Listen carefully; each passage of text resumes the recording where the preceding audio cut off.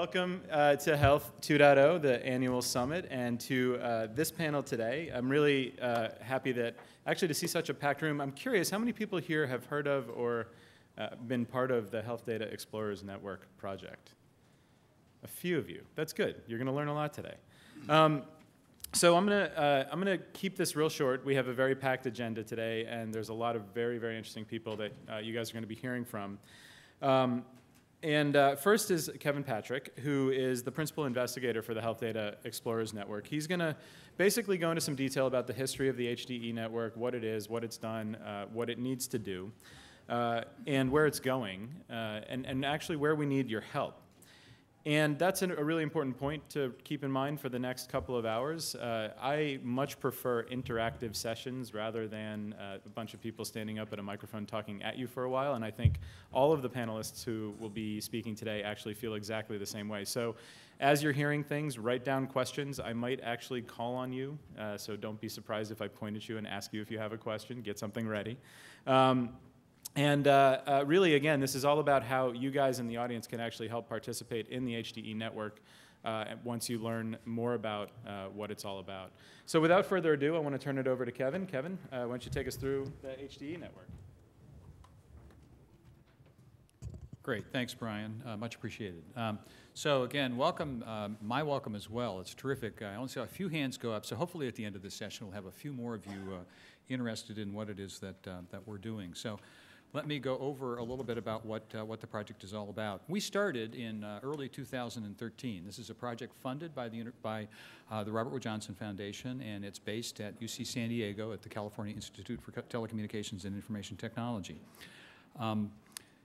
The reason the Robert Wood Johnson Foundation funded us is that they have this saying, health happens where we live, learn, work, and play.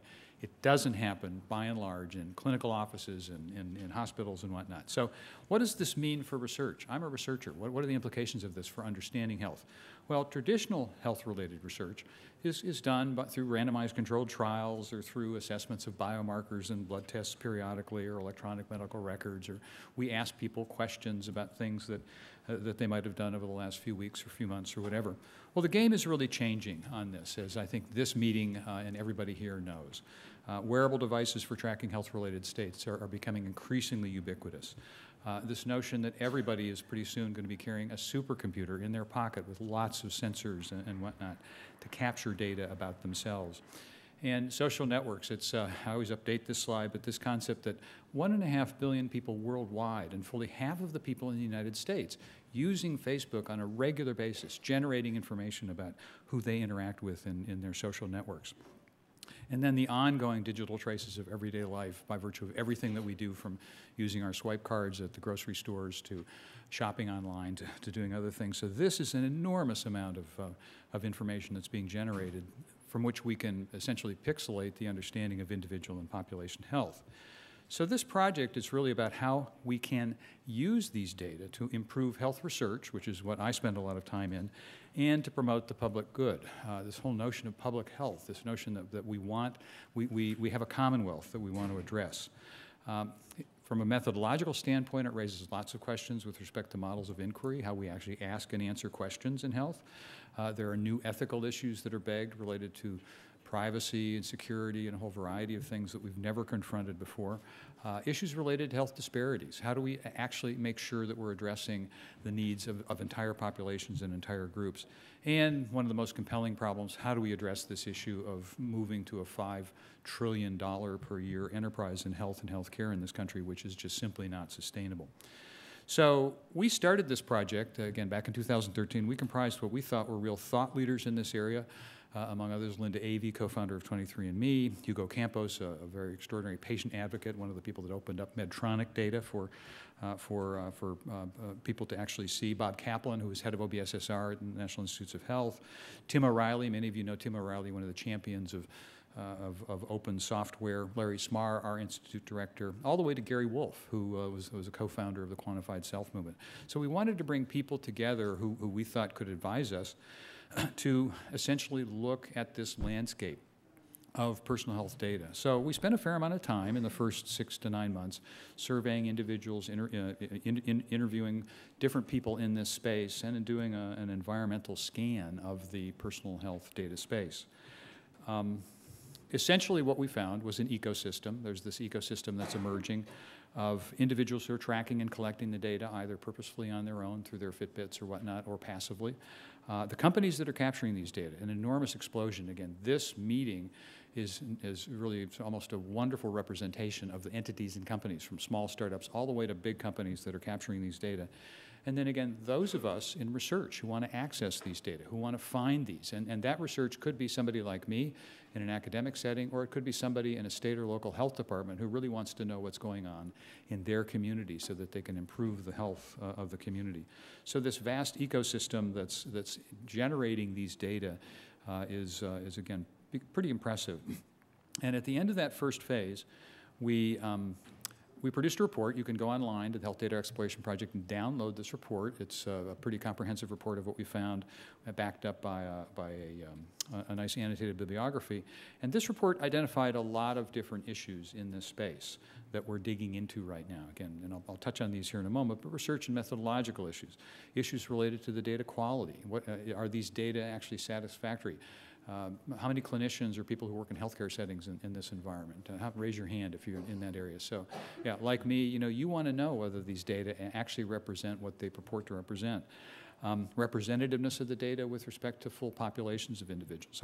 Are these in fact truly getting into the nooks and crannies where health-related issues are important? Data ownership, terms of use, privacy, ethics, informed consent. All new kinds of informed consent, this notion of how are the data that we're generating actually consented by somebody to use in research, and then cultural differences and the dynamic nature of this environment. So lots and lots of things to look at. So based upon this, this early environmental scan, in fall, about a year ago, the Robert Wood Johnson Foundation funded phase 2 of this project to create a network of innovators. We actually found a variety of both individuals, researchers, individuals who are passionate self-trackers, but then also organizations and entities, including companies all the way up to large ones, that were in this space. And we created an advisory board, and I think this is representative. You'll hear actually today from 3 people who are on this group, on the panel today. But we have up in Washington, Julie Kienste, a computer scientist at University of Washington, Patty Brennan at University of Wisconsin, who's a nurse engineer, chair of a department, very passionate about issues related to care of individuals using some of these technologies, all the way over to the East Coast, Margaret McKinnon, who's the chief data officer for Runkeeper, John Brownstein at Harvard, a computational epidemiologist who does a lot of exciting work with social media and inferences with respect to health related to those. And then Eric Heckler at University of Arizona. So we've got a broad array of people who are advising us in this project. We think the best and the brightest in the country that are doing work in this area. And to date, we have got a network now of 172 folks. Most of them are in the United States, but it's interesting when we talk about this, several of us have been overseas talking about this as well. And so there's a lot of interest globally in this area. And then several organizations ranging from companies to universities to nonprofits who are also part of the network. So we think we're building a strong group of folks and entities. And if you do the sort of the Wordle on this, what people are interested in, data, research, health, these are things which people self-declared as the things that they really wanted to focus on.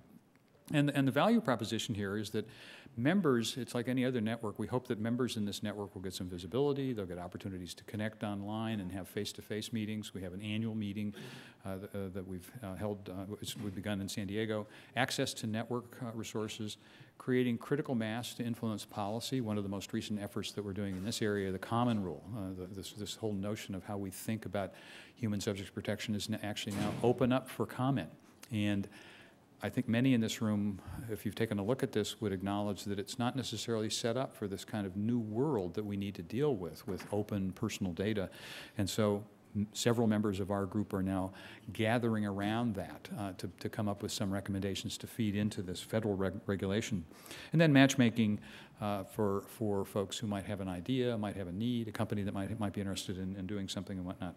So we also have a core office at UC San Diego, where again where we're looking, and this is the Venn diagram that we use to to describe this, and I'll touch on a couple of things that we're doing in this area where we're really trying to advance and drive forward areas of representativeness, utility and safety, and methods and metrics. And so validity and reliability, what are we doing in this area? Well, this is actually a very key issue.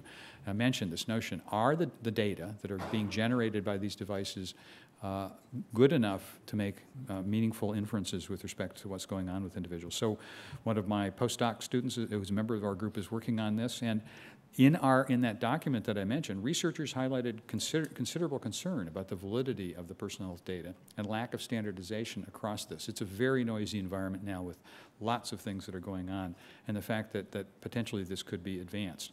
And the problem for all of us in this room is shown on some of these examples here. You know, study says don't buy a fitness tracker, just use your phone, when another study says no, phones aren't more accurate than fitness trackers, you've got to use this. So this is noisy. And if we ever want to set up an environment in which people don't have confidence in the stuff that we're working on, either as consumer product developers or companies that are interested in the space, all you need to do is get this divisiveness in the media to confuse people. And so this is not an acceptable signal-to-noise ratio, in our opinion. There is a science of actually measuring and validating tools that are used for assessing and understand what's going on with folks. And that science is long-standing, solid, and needs to be acknowledged. And we're bringing this to bear on this particular thing. So what we're doing is we're actually doing a systematic review. Surprisingly enough, no systematic review has been published across the whole array of trackers that are being used out there. It's just not out there.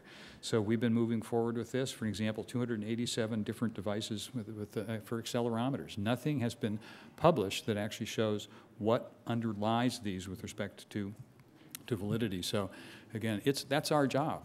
In academic settings, we do these things. We do these systematic reviews to inform the broader community on this. So again, digging into the literature, finding search results, finding unique results, finding those that are relevant, applying a systematic approach to teasing out what we might know or not know about these devices.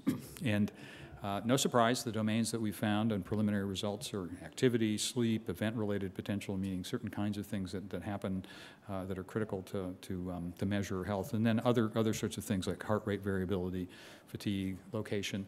The devices, here you see a list of the most commonly used devices, and then what we applied to this were criteria that we felt were acceptable in our world. For example, if you're measuring sleep, the gold standard for this is a thing called polysomnography. You actually put people in a sleep laboratory and you measure how well they're sleeping when they're using some of these devices. So our results are again, we hope to release these within the next 6 weeks or so. And post them on our website. But bottom line is the engineering specifications are difficult to find. Sensors utilized are often proprietary, secretive, black box kinds of things that are difficult to know. Design materials are problematic sometimes, and no universal criteria. So if we are in a world of the importance of these data for our understanding of health, we simply have to, again, tune up this notion of signal to noise and do a better job of understanding this, separate from where it is that these data might go and elsewhere. And so I think advancing this is really key. What about representativeness of these data? This is another really critical issue. Different communities are going to have different patterns of inclusion. You know, who buys Fitbits? Who doesn't? Who uses these devices? Who doesn't? Who even uses a swipe card shop as opposed to other sorts of things for what it is that they might, for where we might actually capture information about them. So we don't have a good grasp of these factors that drive inclusion and their relative importance. Why does this matter? It matters because we are always about generalizability of the knowledge. Again, this notion, science is about really trying to understand and improve broader understandings of things. And social justice, a fundamental thing that I care passionately about is primarily a public health physician, is who's representative and represented and who benefits from interventions in the findings. Lots of people remain on the periphery of this big data explosion that's out there, and we have to ask ourselves as a society, is that acceptable or is it not? And if it's not acceptable, what do we do about that with respect to inclusion and methodological approaches in this particular area of science? So understanding this, we're deep in the literature review right now. We're exploring data sets that are out there, again, scanning everything that we can find in a very systematic approach, and then prospectively doing some surveys and interviews of individuals who are using and not using these things, so that, once again, we can improve and inform this area of understanding. And again, I would submit this is important to everybody who is attending this conference because, again, Health 2.0 is a vision, but it's not going to happen unless it's broadly representative and inclusive. So another thing we're doing, we've had a round of agile, what we're calling FAST or agile research projects, small proof of concept projects that advance the use and understanding of these data.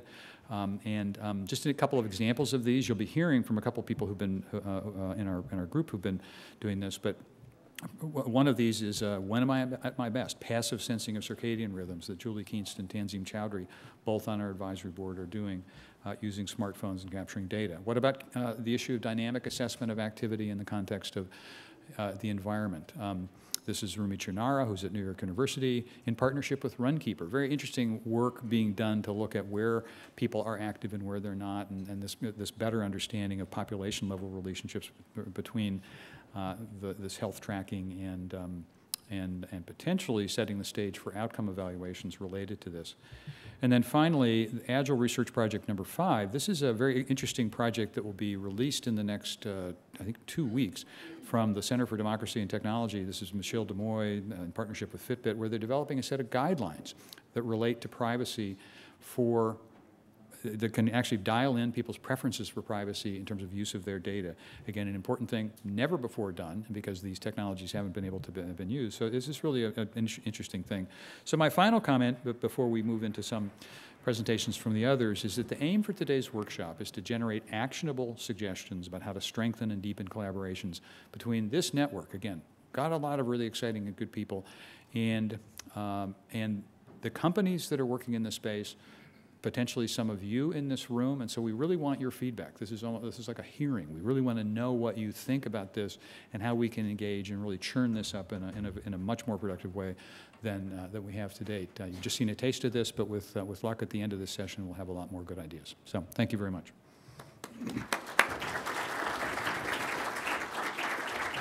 So, so Kevin, it sounds like what you're saying is that we're pretty much at the tip of the iceberg with all this stuff. There's a long way to go to figure it out. Before we bring the other panelists, actually, why don't the other panelists come on stage now, and I'll introduce you in a second. While that's happening, I just want to ask a quick question. Well, first of all, for the folks standing in the back, there are some empty seats up front, so feel free to come and fill in. It's okay. I won't spit on you or bite, I promise. Secondly, how many people here are representing companies that make devices that track personal health data, out of curiosity? A few of you. Okay. And how many people here are from companies that actually want to use data from personal health devices? Okay, good set of you. And then researchers, academics? Okay. And a category that I did not mention? Just a few of you. All right, so it's pretty comprehensive. All right, that's good. I think, you know, Kevin, the slide that you listed with the individuals and the companies and the researchers on it, I think that we have a pretty good representation here of all the folks in the room. And again, this is a big part of this is about how we engage everybody in this process to get the data, to understand the data, to use the data in the right settings. So, without further ado, let me introduce the next set of speakers. As Kevin mentioned, these are folks that have participated in the HDE network already and who have some success stories, some challenges to relate, some questions to ask, and I think things that will get everybody thinking. I would ask that we hold questions until everybody's gone, and then we'll kind of dig into a little bit of Q&A, and we'll start to do hopefully some audience Q&A as well. So first, we have Carlos Rodarte. Rodarte, did I get that right? Did I get that right? Excellent.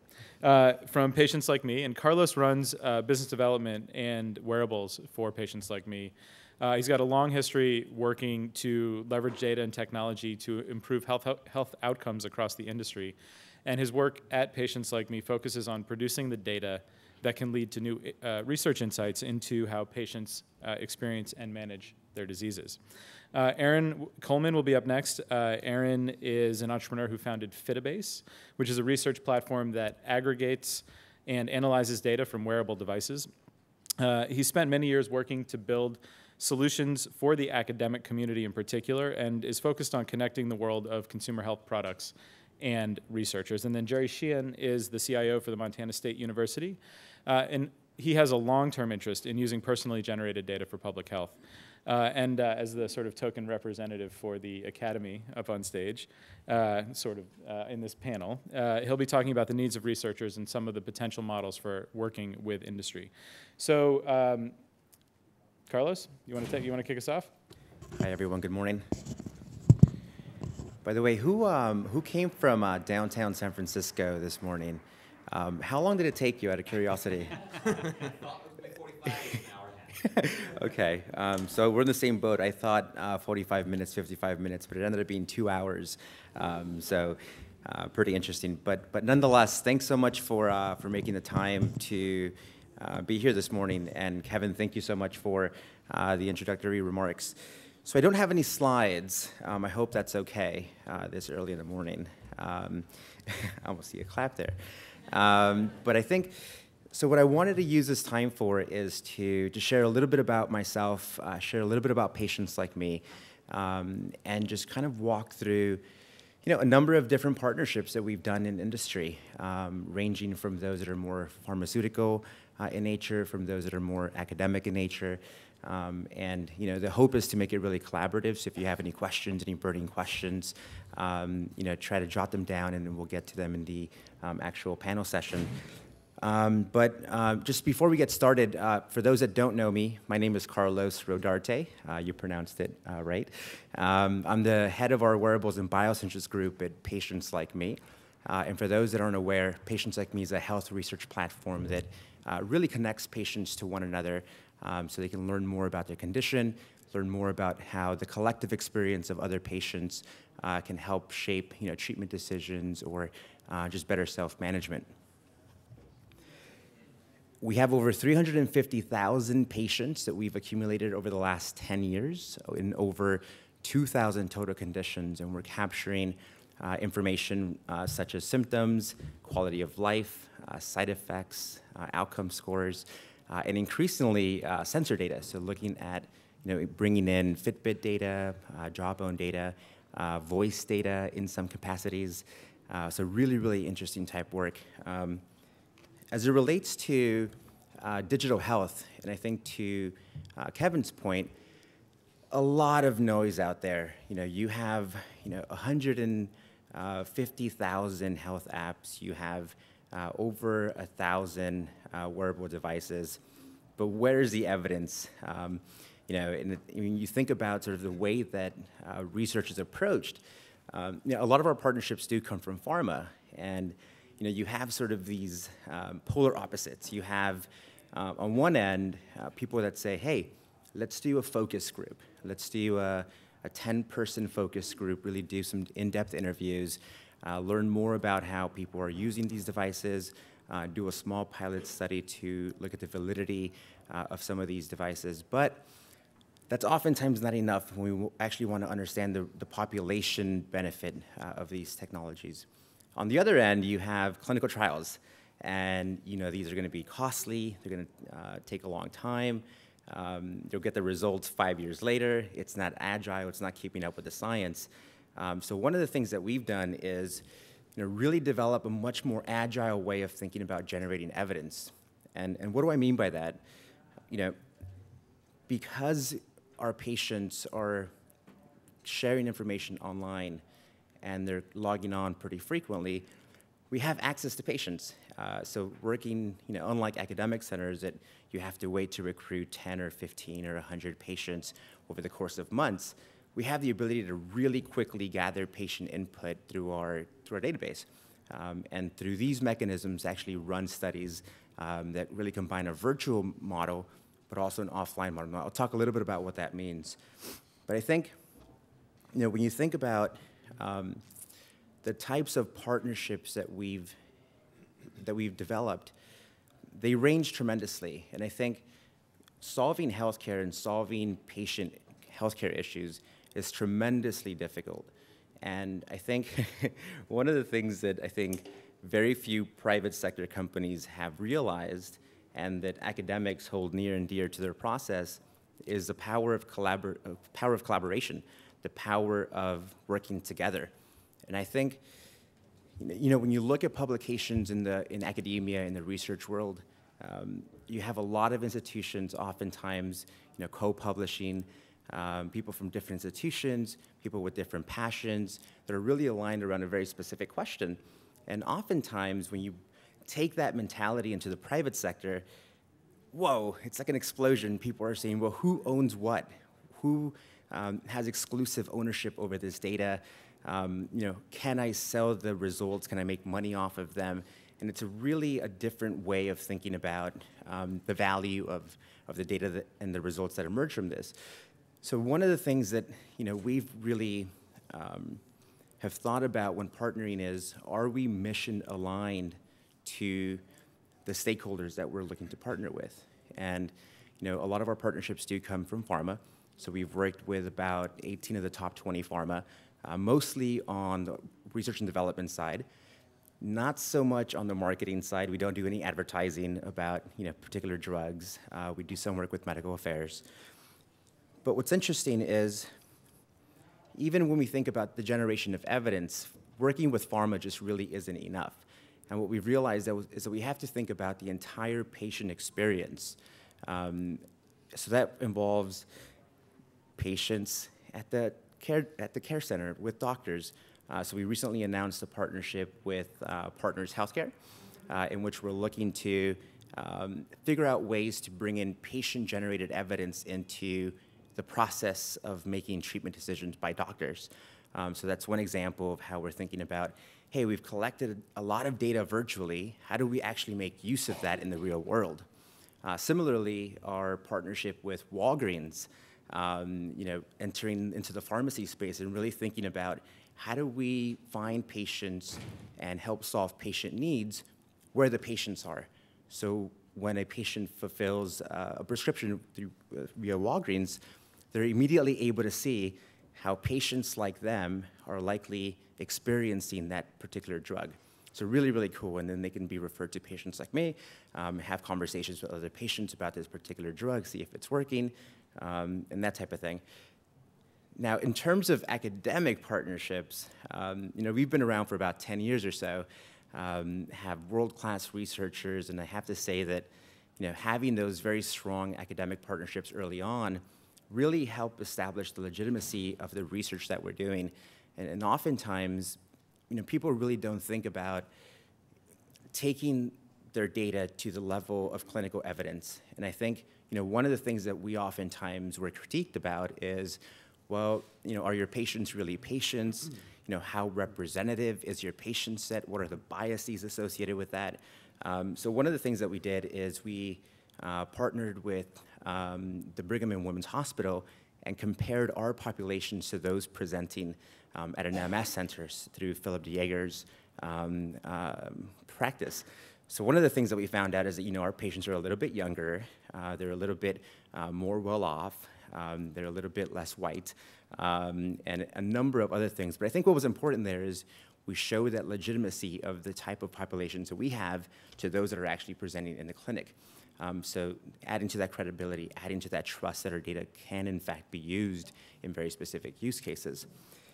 Now, as it relates to health data exploration, I am so passionate about the use of technology, a technophile to the extreme.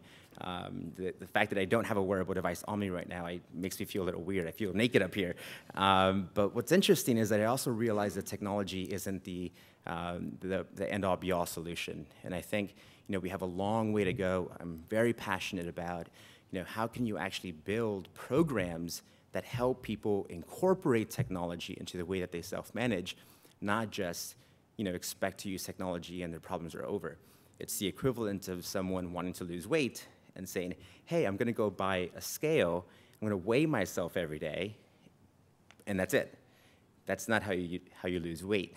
Certainly you're measuring, you're tracking, but you're not really undergoing the right types of programs.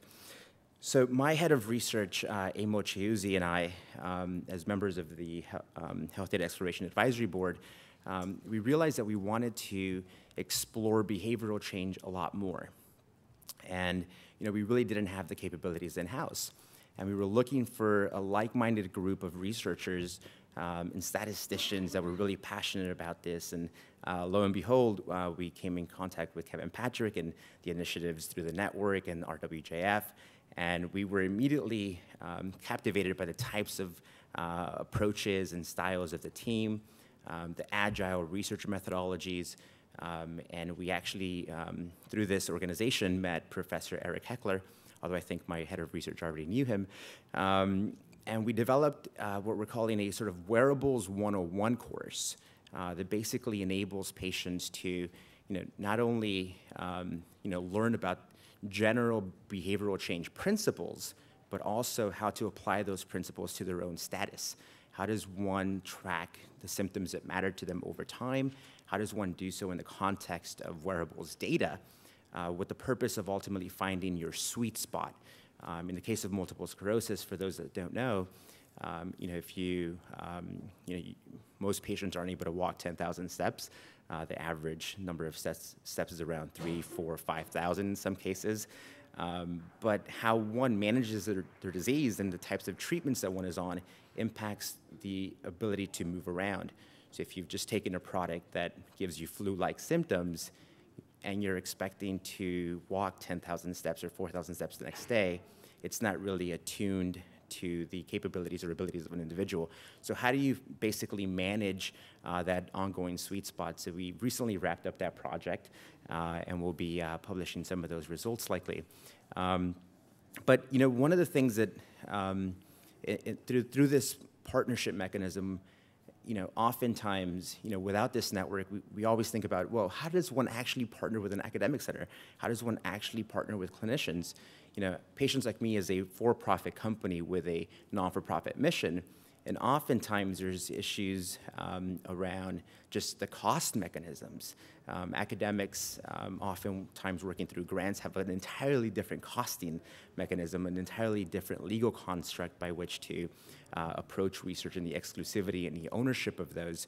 But I think, one of the things that we've learned tremendously is that because you won't always have the capabilities in-house, and because one can't solve healthcare by him or herself or through an entity, it's really important to think about the ways to reach out to organizations like HDE, other types of organizations that bring in additional credibility, additional type of approaches that one wouldn't have thought of in order to do things that one is really passionate about. But anyways, I'll stop there. This is really, as Kevin said, an opportunity for us to come together, tackle some of these big issues together. And thank you so much for the time.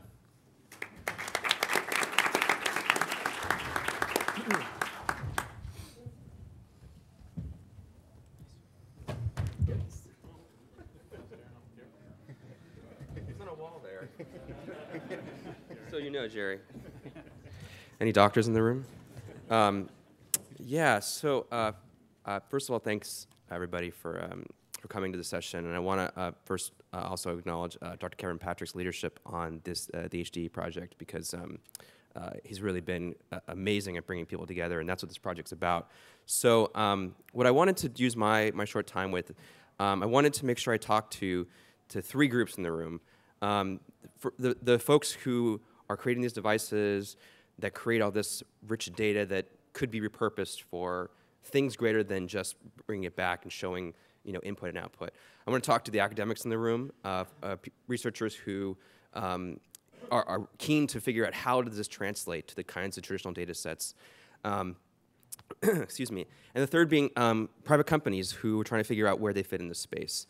Where is there room for there to be innovative, follow that sort of lean startup, quick learning cycle, but also balance the needs and the sort of the methodology of traditional academic research. And I'm hopefully understood my role for being here is I'm going to tell that through some of the lessons learned starting Fitabase, which is the company I started to help researchers, mostly academic, but some private companies, use Fitbit data in ways that the consumer experience just doesn't really reveal, or we didn't really realize we could do it.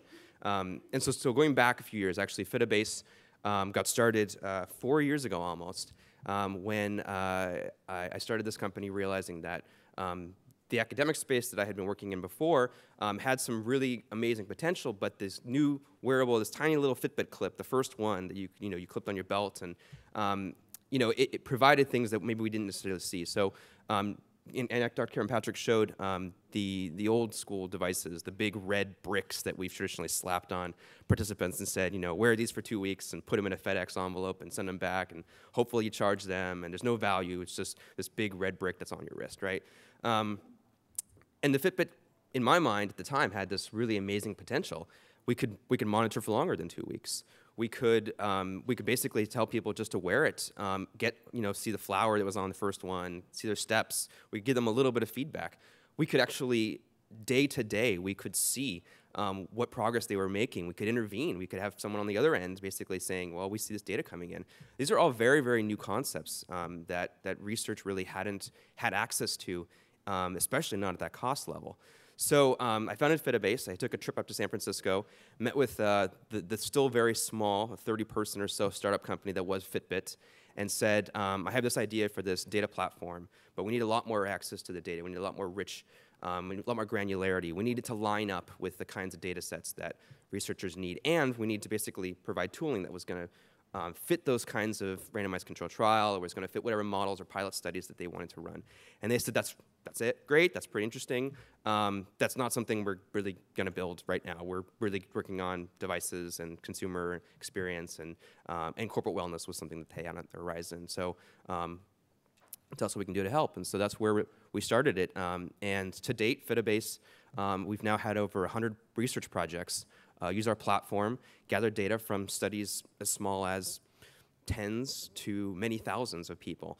And the research prompts are very different. And so I think that's really where, in this room, everybody is sort of reflecting on, maybe not just Fitbit, obviously, but lots of other devices that are now, even just last year has been an explosion, seeing these things and saying, wow, where does this fit in? And so we have customers, for instance, who are taking Fitbits and putting them in clinics and saying, for instance, a study at NYU, it's a collaborative between UCSF, NYU, and Northwestern.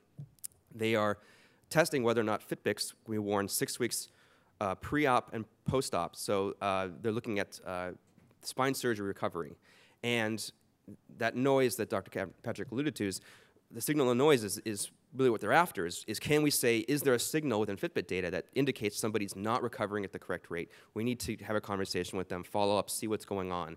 And should that study be successful, and this is really the important part for why I think we're all really excited about this project, is that should that be successful, their plan at these 3 hospitals is to put Fitbits as part of the standard patient care and use that validated science that came out of that research to say this signature for this specific use case, for this specific device, means we can now scientifically say that this is the right way to test, or one of the ways to test whether or not a surgery may have other complications that we need to have a conversation around.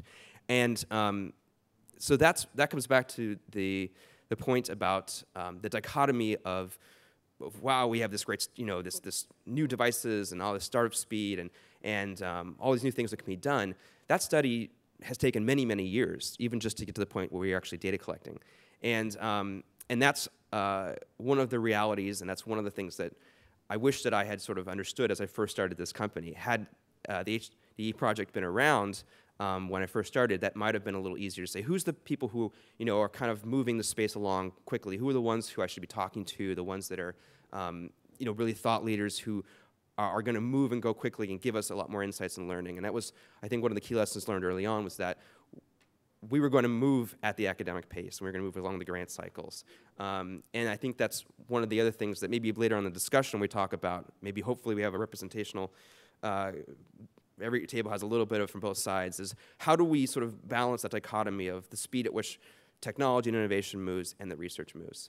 The other last piece that I wanted to say about the data and the validity is that a lot of the assumptions we make today in terms of patient care are based on a lot of science that was done using traditional or older, or actually what was sort of typically seen as the most valid way. And a lot of paper surveys, patient-reported outcomes, things that people typically don't remember quite well, their levels of physical activity. A lot of very, very,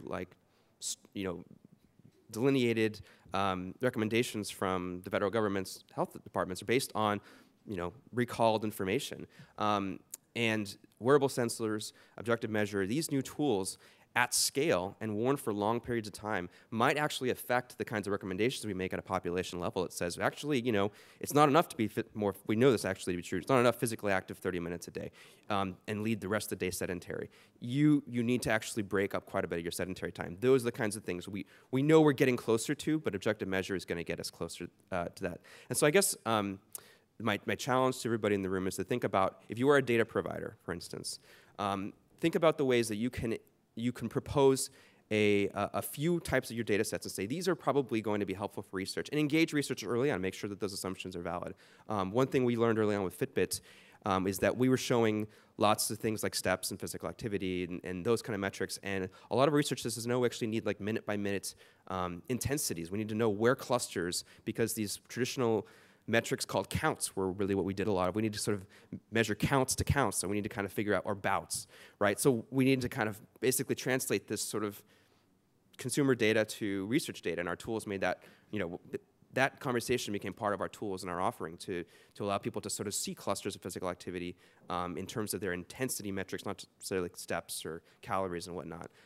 So to think about how you can partner early on to make that conversation, don't assume that the data that exists in these wearable silos is exactly the way it needs to be for researchers and academics and even the medical institutions that are looking these things over. And those who are providing care and thinking, wow, there's all these ways in which this could be useful, start breaking that down into chunks. Let's test this one thing this one way. Another of our studies is looking at the recommendation that we make in terms of when pregnant women, we give them certain physical activities in terms of fertility treatment. We say, well, you should be physically active in this range, in this range.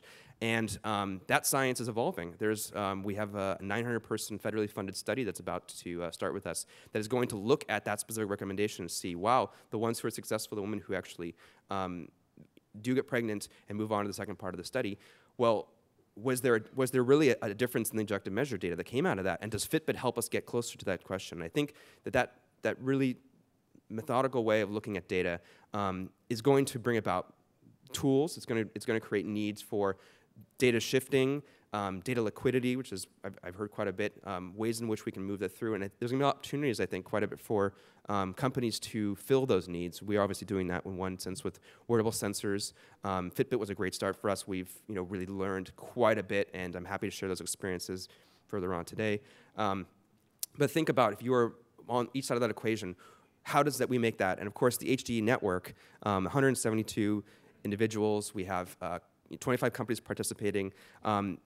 If you have that kind of a question, if you're thinking, wow, how do I kind of engage this community one way or another, I think this is a great network for you to join, get on the email lists early on, and come talk to any of us, because I think that this kind of conversation needs to continue forward in a way that we start moving both sides of the equation, I think, along. Thank you.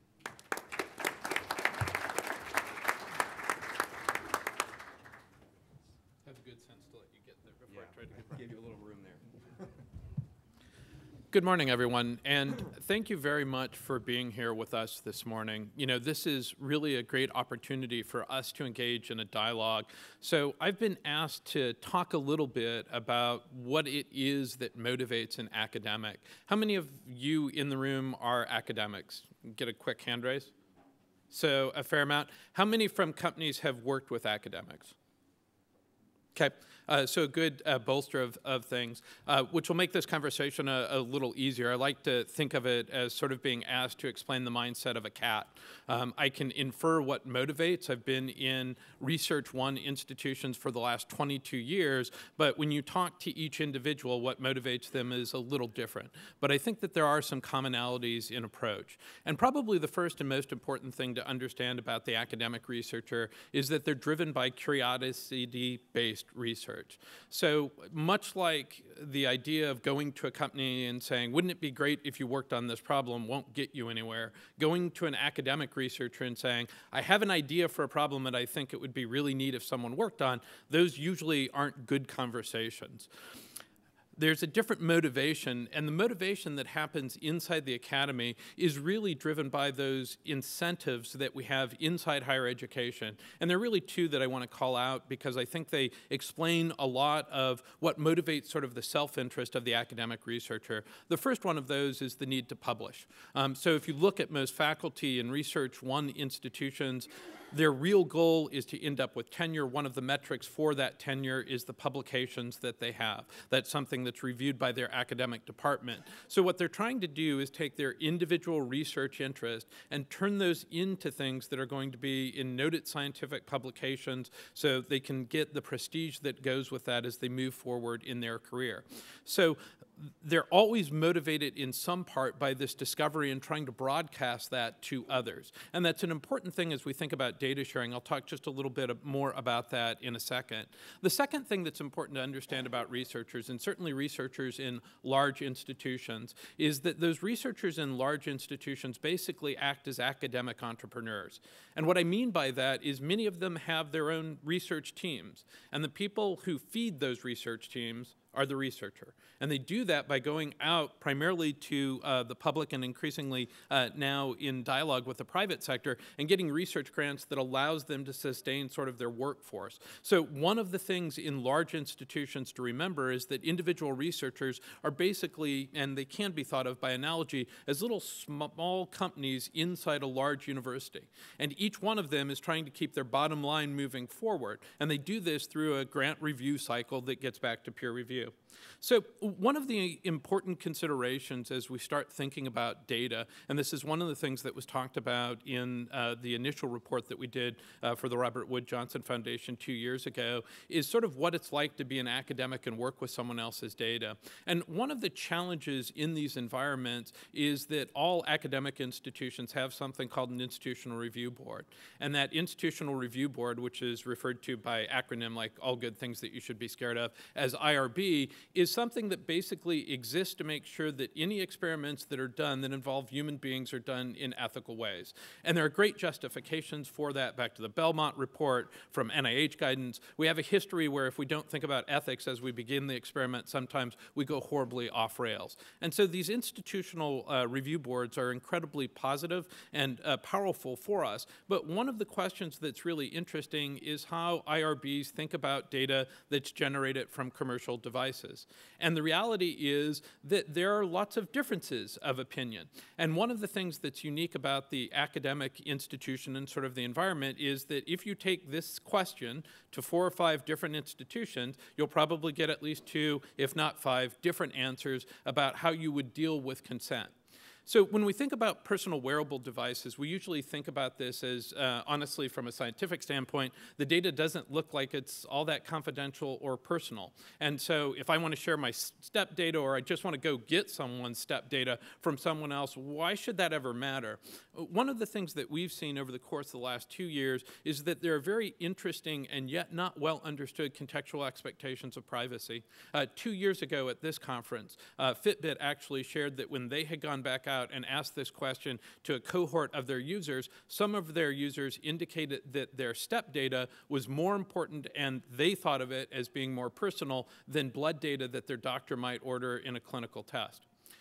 One of the things that we don't understand right now is exactly why that's true. And there are a few hypotheses for that. First was perhaps they just understand the data more. And so unlike a blood test where maybe you don't get it, you certainly understand what a step is. The second, which is quite interesting also as an additional nuance, is it could well be that people are thinking that steps give you location and that we're concerned about location. And it's the nature of location that really is sort of the concern.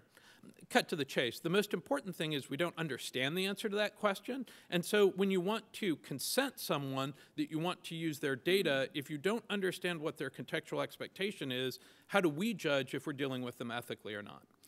A second thing that happens with academics when you deal with publications, and this is an important interaction in working with the private sector, is we always need to share our data. So if there is a publication in Nature or Science, over in the Public Library of Science, all of those publications have as a result the need to be reproducible.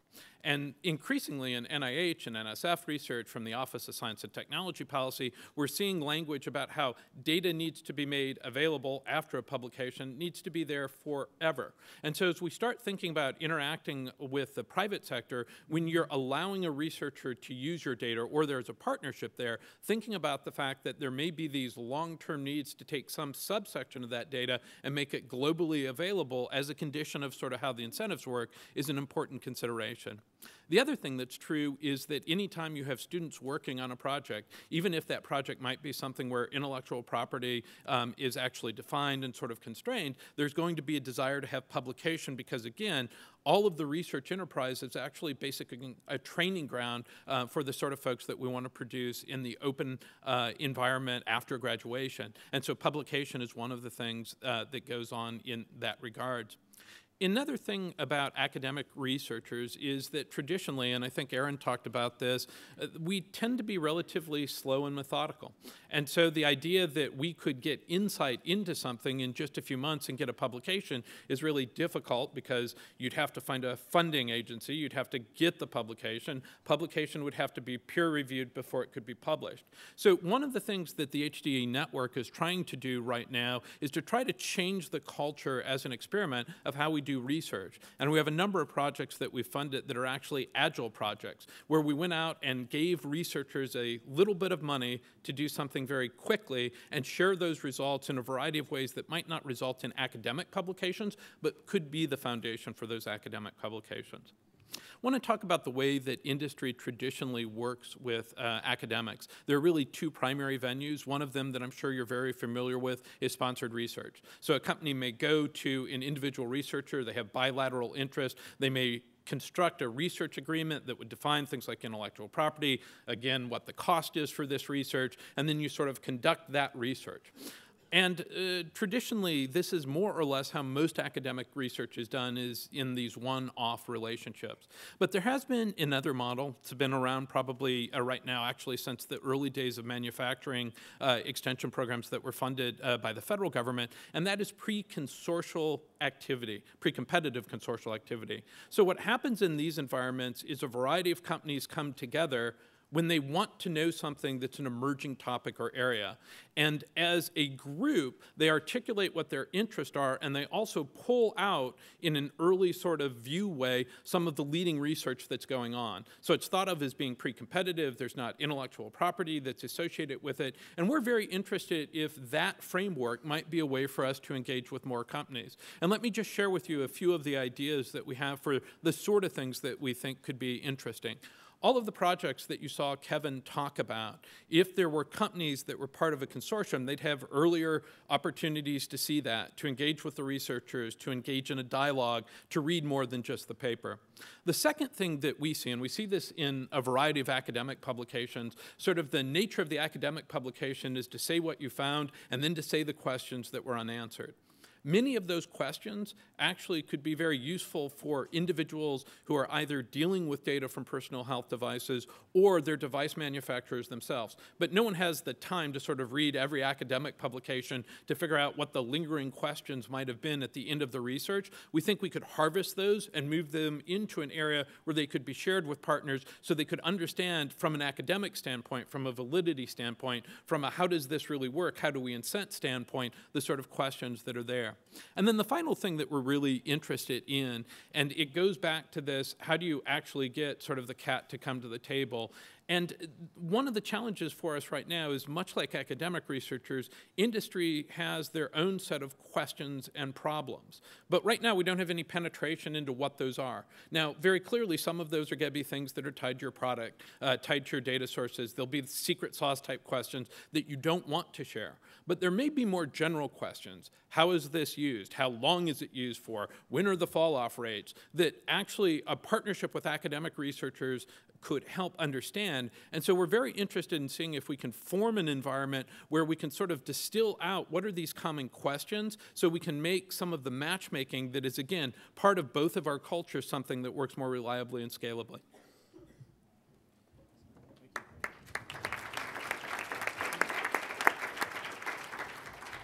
Okay, Time for some good Q&A. One quick question for you, Kevin. After we've heard a little bit about the HDE network and some of the stuff that's happening in it, what's the easiest way for people in the audience to actually get involved? This is working. So the easiest way, go online, hdexplorer.calit2.net, Google Health Data Exploration Project, sign up, no money down, no obligation. There's a little questionnaire because we're trying to develop a bit of a database about people who are in the network so that we can do much better crosswalking.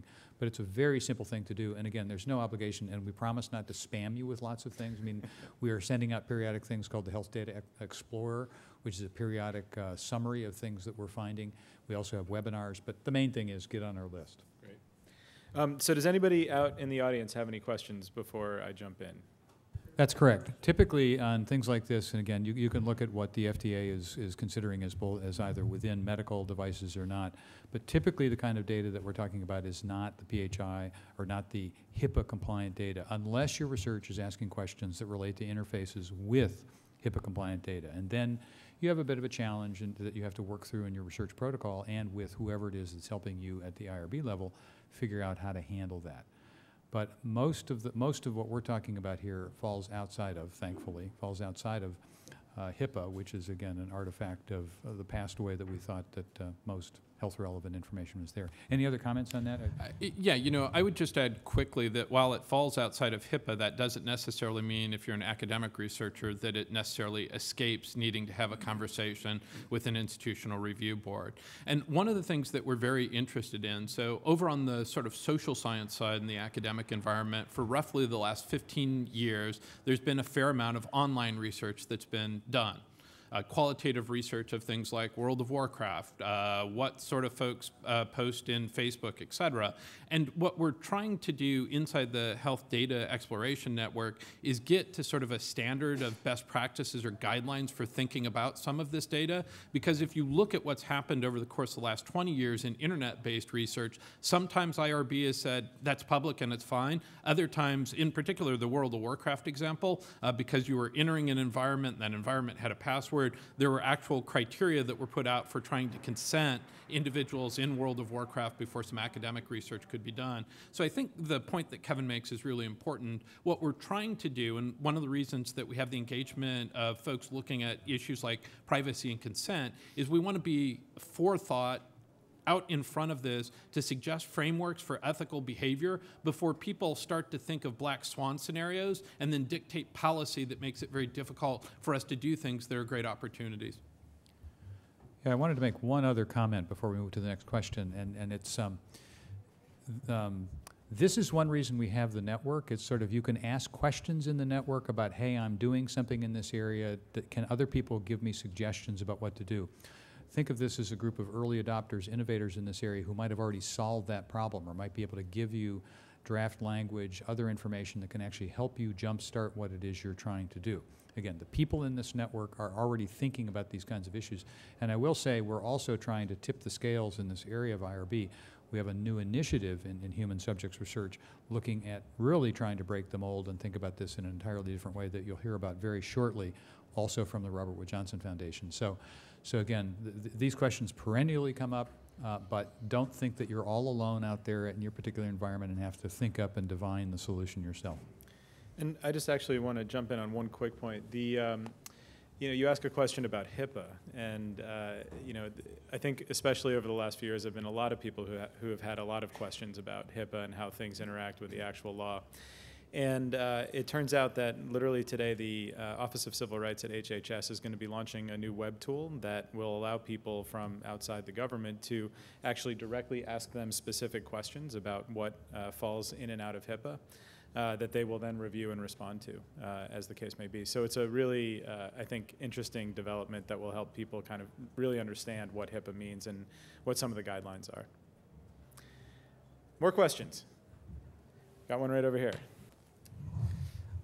Yeah, that's a great question. Thanks. So it's hard, and you're a startup. It sounds like you're starting a company. I think you have to really decide if this is part of your core business. This is going to. It affected the way we started Fitabase. We didn't take investor funding early on. We self-funded, frankly, because the speed at which an investor at a seed stage would want to see growth and metrics was going to be disaligned with the speed at which we were going to learn who our customers are and what they needed and what was working and not working. That's just a very fundamental difference. I think you're going to have to decide how you structure your business at your stage, I think, if you're going to work with academic groups. However, there are some really innovative small-scale pilots, some research groups who have, I think, some of these more creative, agile projects that this network is trying to match make, for a better word, with people who have these data sets. And so, there's for example, the Eric Heckler Lab we talked about, ASU, they've got, they've been creative with their funding and can move quickly, things like Google Grants. There are these other there's this, I think, this new thinking on smaller, more bite-sized, more sort of pilot study type research groups that you can start to work with to test your business model against, to see if it lines up with the needs. Eventually, these groups are academic, and Jerry did an amazing job of giving you, I think, an idea of what the incentives are from the academic space. But you can test that, I think, more quickly with these small pilot groups, with these researchers who have these sort of more agile, sort of less defined grants. And we've had a lot of success with those small ones, with those 20, 30 people Fitbit type projects, seeing success, seeing some signal and noise of data, and then letting them go back to their larger funders, get those funds, and run a much bigger experiment with us. And so I would definitely suggest working at that stage. And I'll piggyback on that question. I'm not quite sure if you're a hardware startup or a software startup, but I think something that's interesting to startups in general is oftentimes understanding that problem solution matching. And I think oftentimes when you think about how a company grows, you identify a very particular problem, you identify a very particular solution, you iterate until you have a good fit around that, and then ultimately you scale that solution as part of your go-to-market planning. You think about new customer channels and new customer segments. But oftentimes what's interesting is that the underlying use case or the problem statement that you're solving for has stayed somewhat the same over time. And I think one of the things to consider here is that oftentimes learning quickly through research methodology can expand new use cases in a technology, for example. So in Fitbit, whether it requires additional sensitivity in one parameter to measure gait versus just steps, that's sort of an R&D process that one can undertake. But I think what's interesting from a learning perspective is oftentimes it's about identifying where the bottlenecks are to learning. And I think oftentimes that stems from access to patients, access to collaborators, and any number of things. And one of the things that we do with Patients Like Me is we're a platform company that enables the industry to learn much more quickly by very quickly accessing patients and populations and research capability to structure really small scale studies that then inform the next part of the progression there.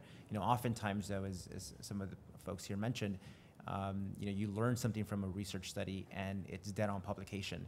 The key here is how do you then continue to develop relationships and partnerships with individuals and platforms and technologies so you can learn much more quickly over time. Yeah, and I wanted to build on that. This notion of research-ready populations is really a key thing, and I think Patients Like Me is an example of what they're doing so that you can much more quickly ask a question within a population. I think I'm part of the Precision Medicine Initiative. We're talking also about that group potentially. This is a cohort of 1 million people nationwide, where with luck we will have lots of data that are lots of willing participants who are willing to share and open up their data for this. I think maybe Stephen Friend will be talking a little bit about this later. I think many of the barriers that exist about standing up single studies and doing things which take forever to do, hopefully will be peeled away successively if we get better and better and more representative open data sets.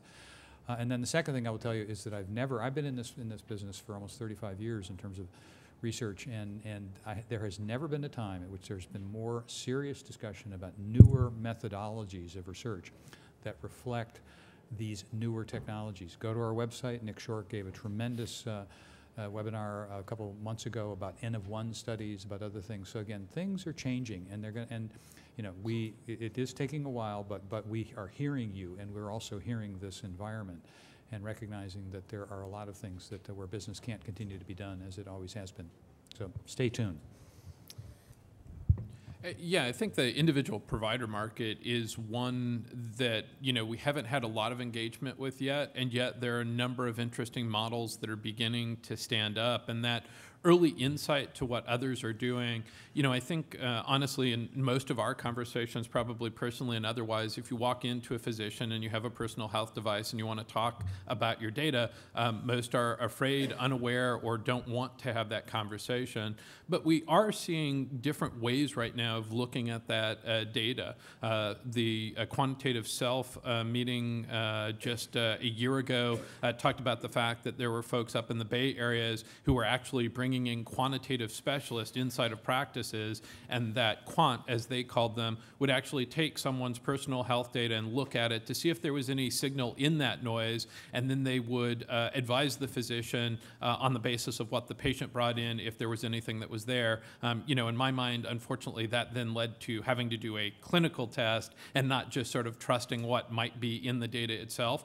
The other thing that we've seen in Kaiser Permanente SoCal is Kaiser is actually holding personal health data from wearable devices inside the medical record but outside of the EHR, and so they're trying to think about how they could allow someone who wants to sort of glance into it but not have it have the same validity because, again, of the testing regimens that need to go through before you can put context around this. So I think that that's a really important market space, and for folks who are interested, who are individual providers, one of the goals of this network would be to share what we see going on out there right now and insight from these studies.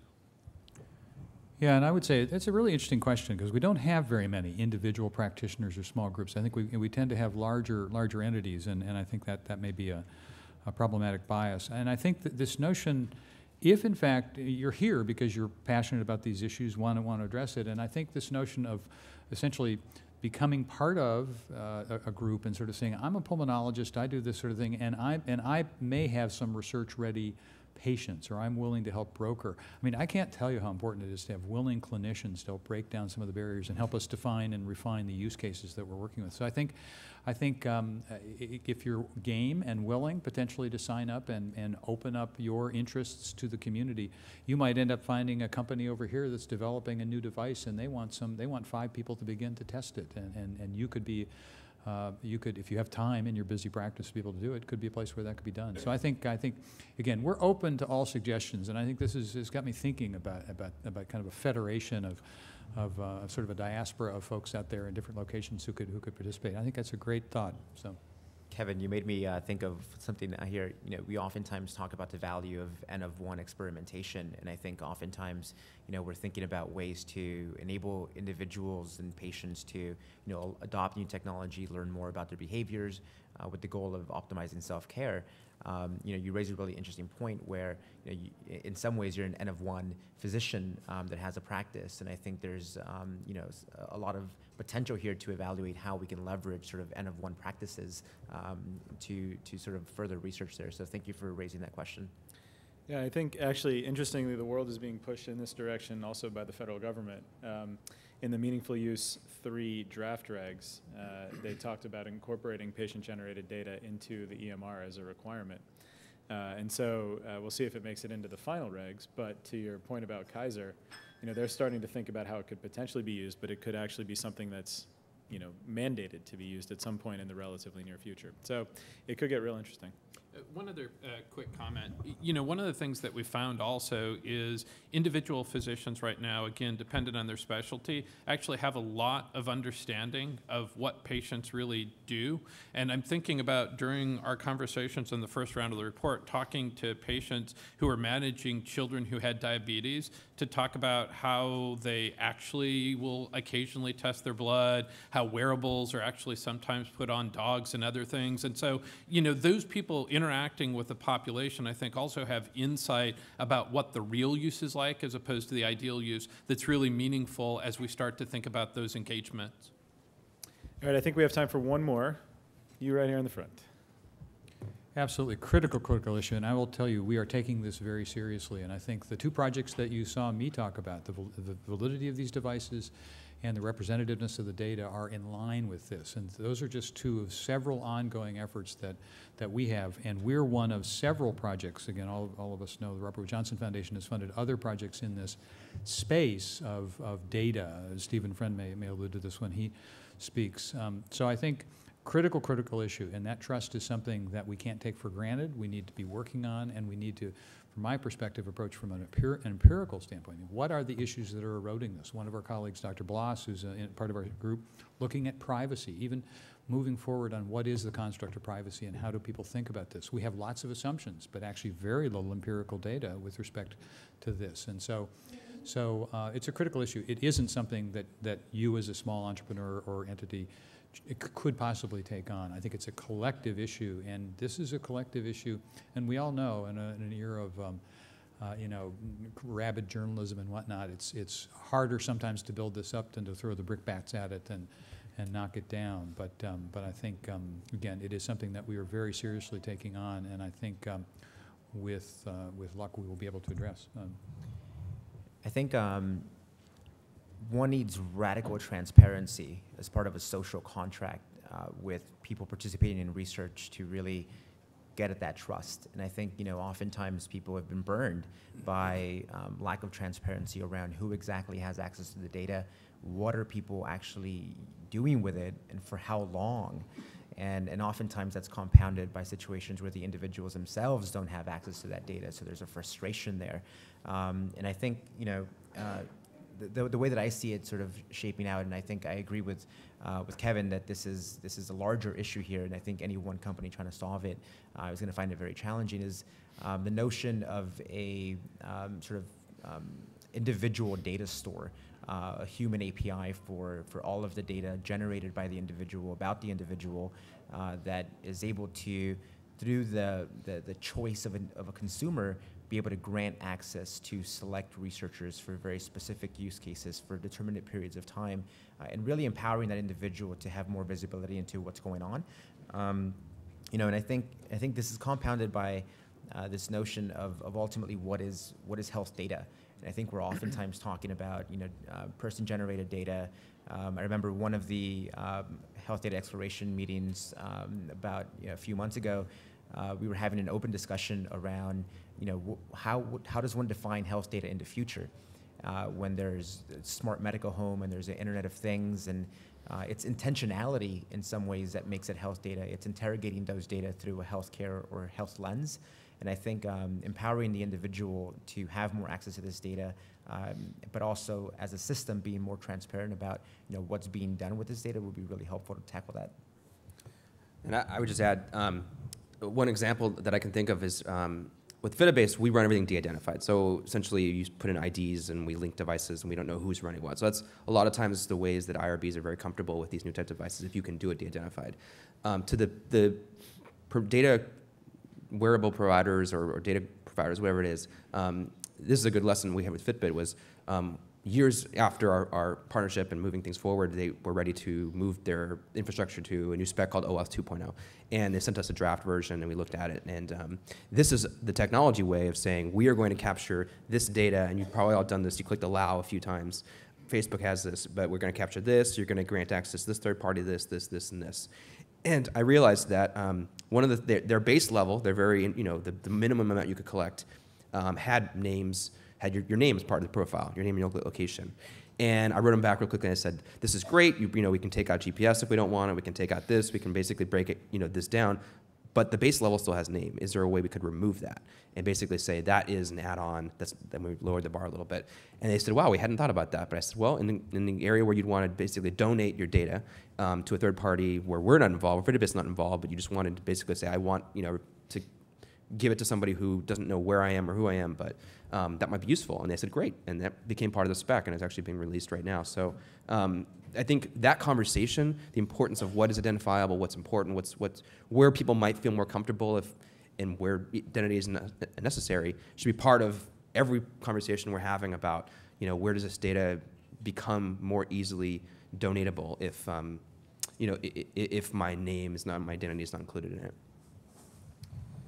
thank you guys. So I think, from my perspective, just listening to the questions and probably noting that there are some more that we didn't have a chance to get to, that the HDE has a real significant purpose here, and everybody out here should go and join and participate in this conversation and keep the ball rolling.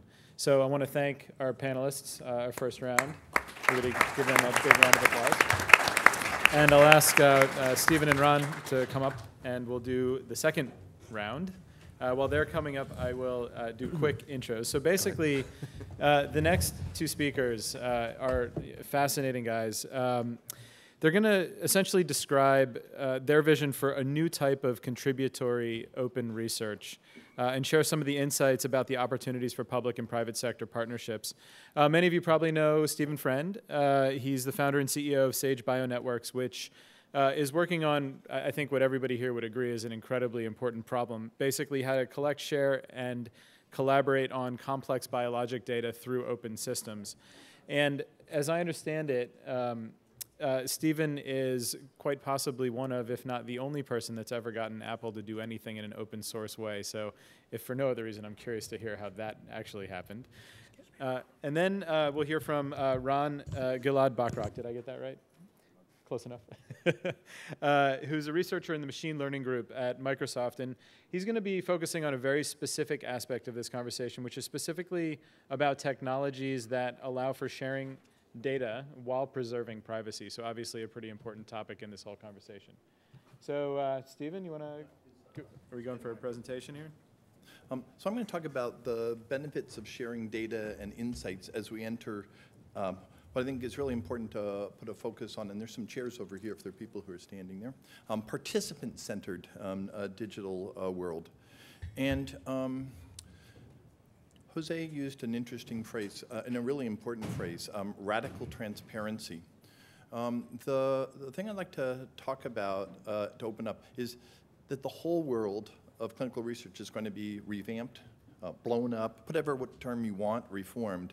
And I think it's interesting to ask a set of questions that I'm going to show. And here are the questions that I want you to think about when you're listening to these presentations. One of them is, who's funding the project? Why are they funding it? Is it benefiting a broad audience? Is free data from you or your friends being sequestered to attain value driven for the short-term gain of investors or venture capitalists?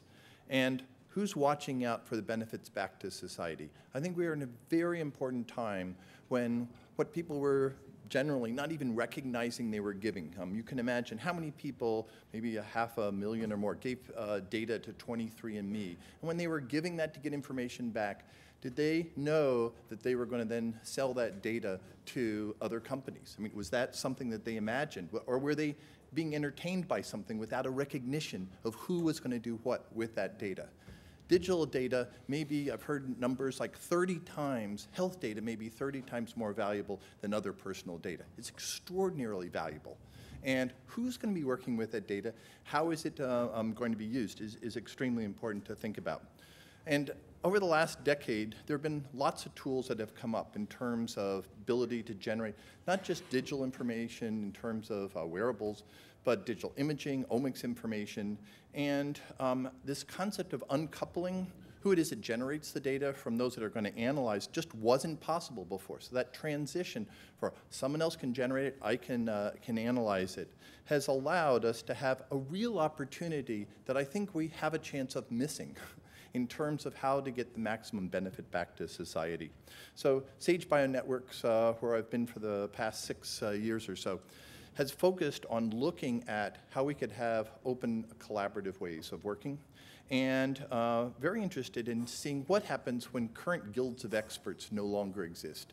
I gave a talk on Saturday night to the Radiology Society in Pennsylvania, their 100th anniversary, and I looked around the room and I thought, I wonder how many people are going to be making $300,000 to $400,000 a year looking at images, okay? Right? There are going to be ways where guilds of experts today are going to be replaced, and the question is, how is that going to be done?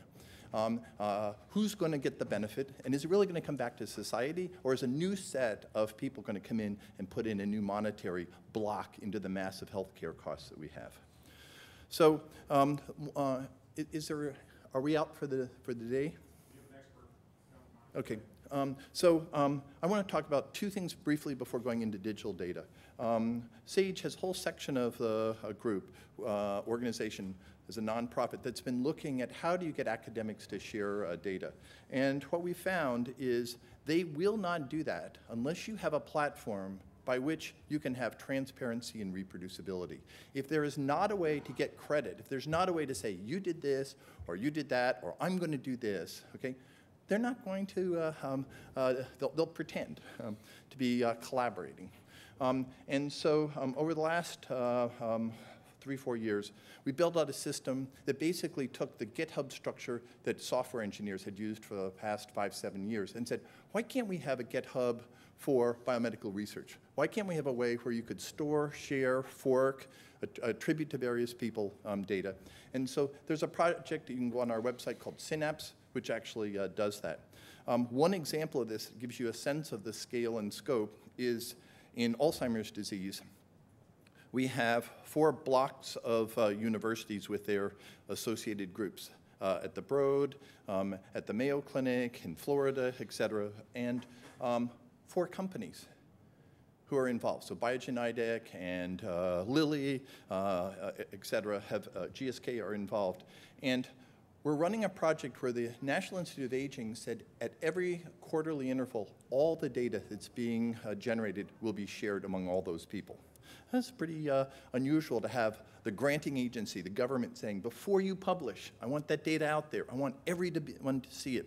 So we've been taking mRNA and protein, we've been taking epigenomic, genomic data, and for mouse models, Drosophila, et cetera, putting that together and building network computational models that allow you to see what is being done with a data set, algorithm, who got this, can they share it with others? So that has allowed us to build something that is a wall of targets. So all the preclinical basic work is funneling down, and industry is being able and has been willing to fund where anyone else can look at it. Walls of targets that they can look at. So that's called community building.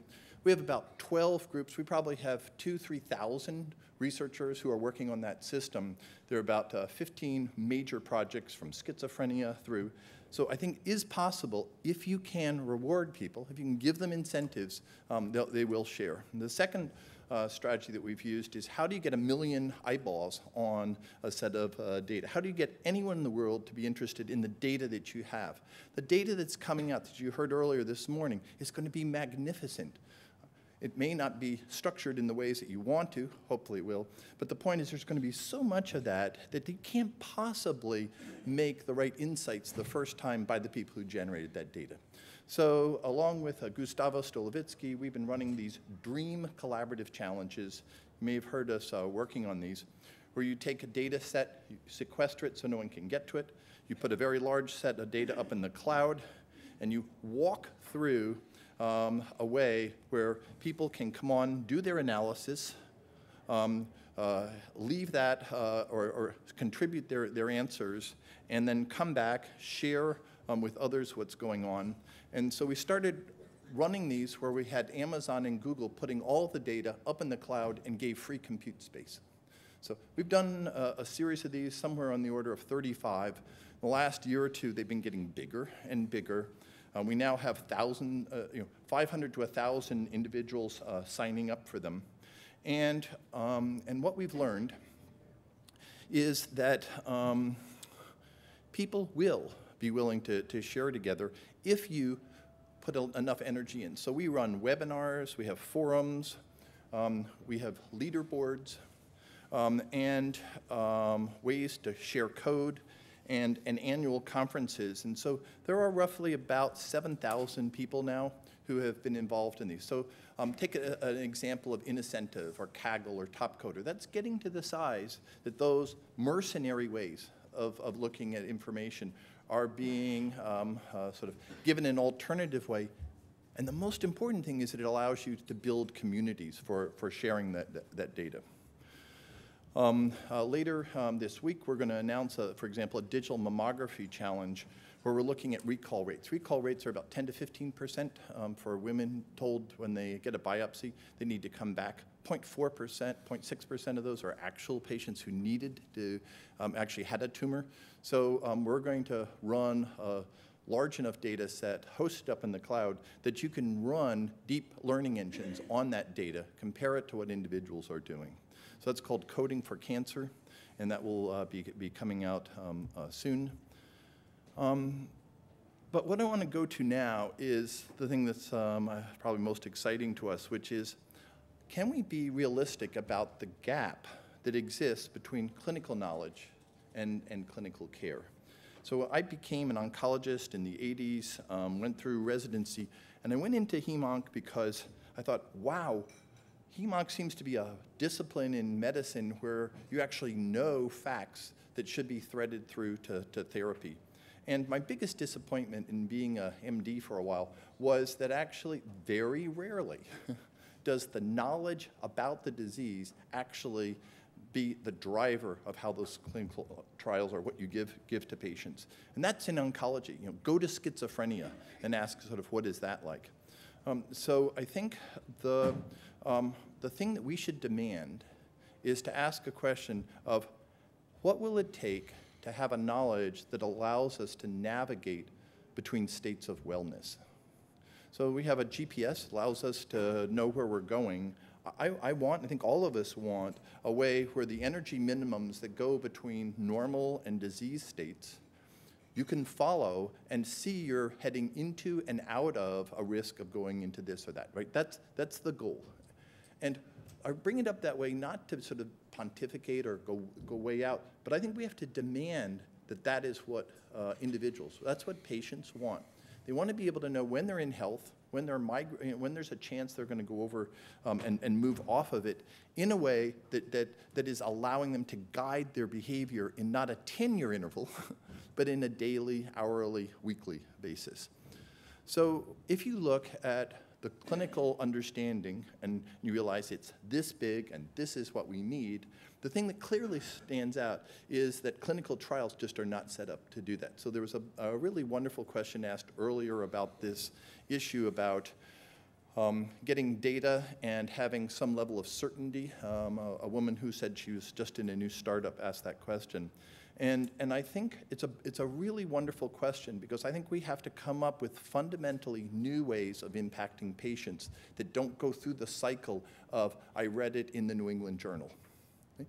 So the question is, how are you going to impact patients without going through that loop that then allows the American Cardiology Society to say, you should do this, okay? There's got to be a faster way to impact patients. So if you acknowledge that when clinicians in academic institutions have to take their expensive time, and that's going to put in an expense, and the data often needs to be owned by the institution, or there's a desire for them to have something to say why they put the money into that. If you look at the fact that almost all the clinical data is collected in crude categories.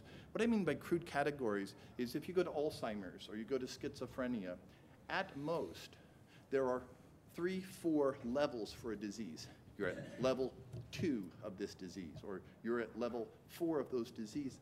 That is not the granularity. If we go with old standards, we're never going to make it because that's not what is really happening. Those were built so that if you we're looking at an individual or wanted to follow them and get sort of the same answer, I think you would expect to use those categories. So we have to use different ways of collecting it. Pen and paper subjective surveys, right? Good luck. And then the thing that was brought up earlier, which is probably most close to our hearts, is until we change the consent structure, until individuals own their own data, and until they give consent because they own the data to what's going to be done with that, not the institutions owning the data, it's going to be really hard to actually have that type of sharing go on. And I really appreciate it. Okay.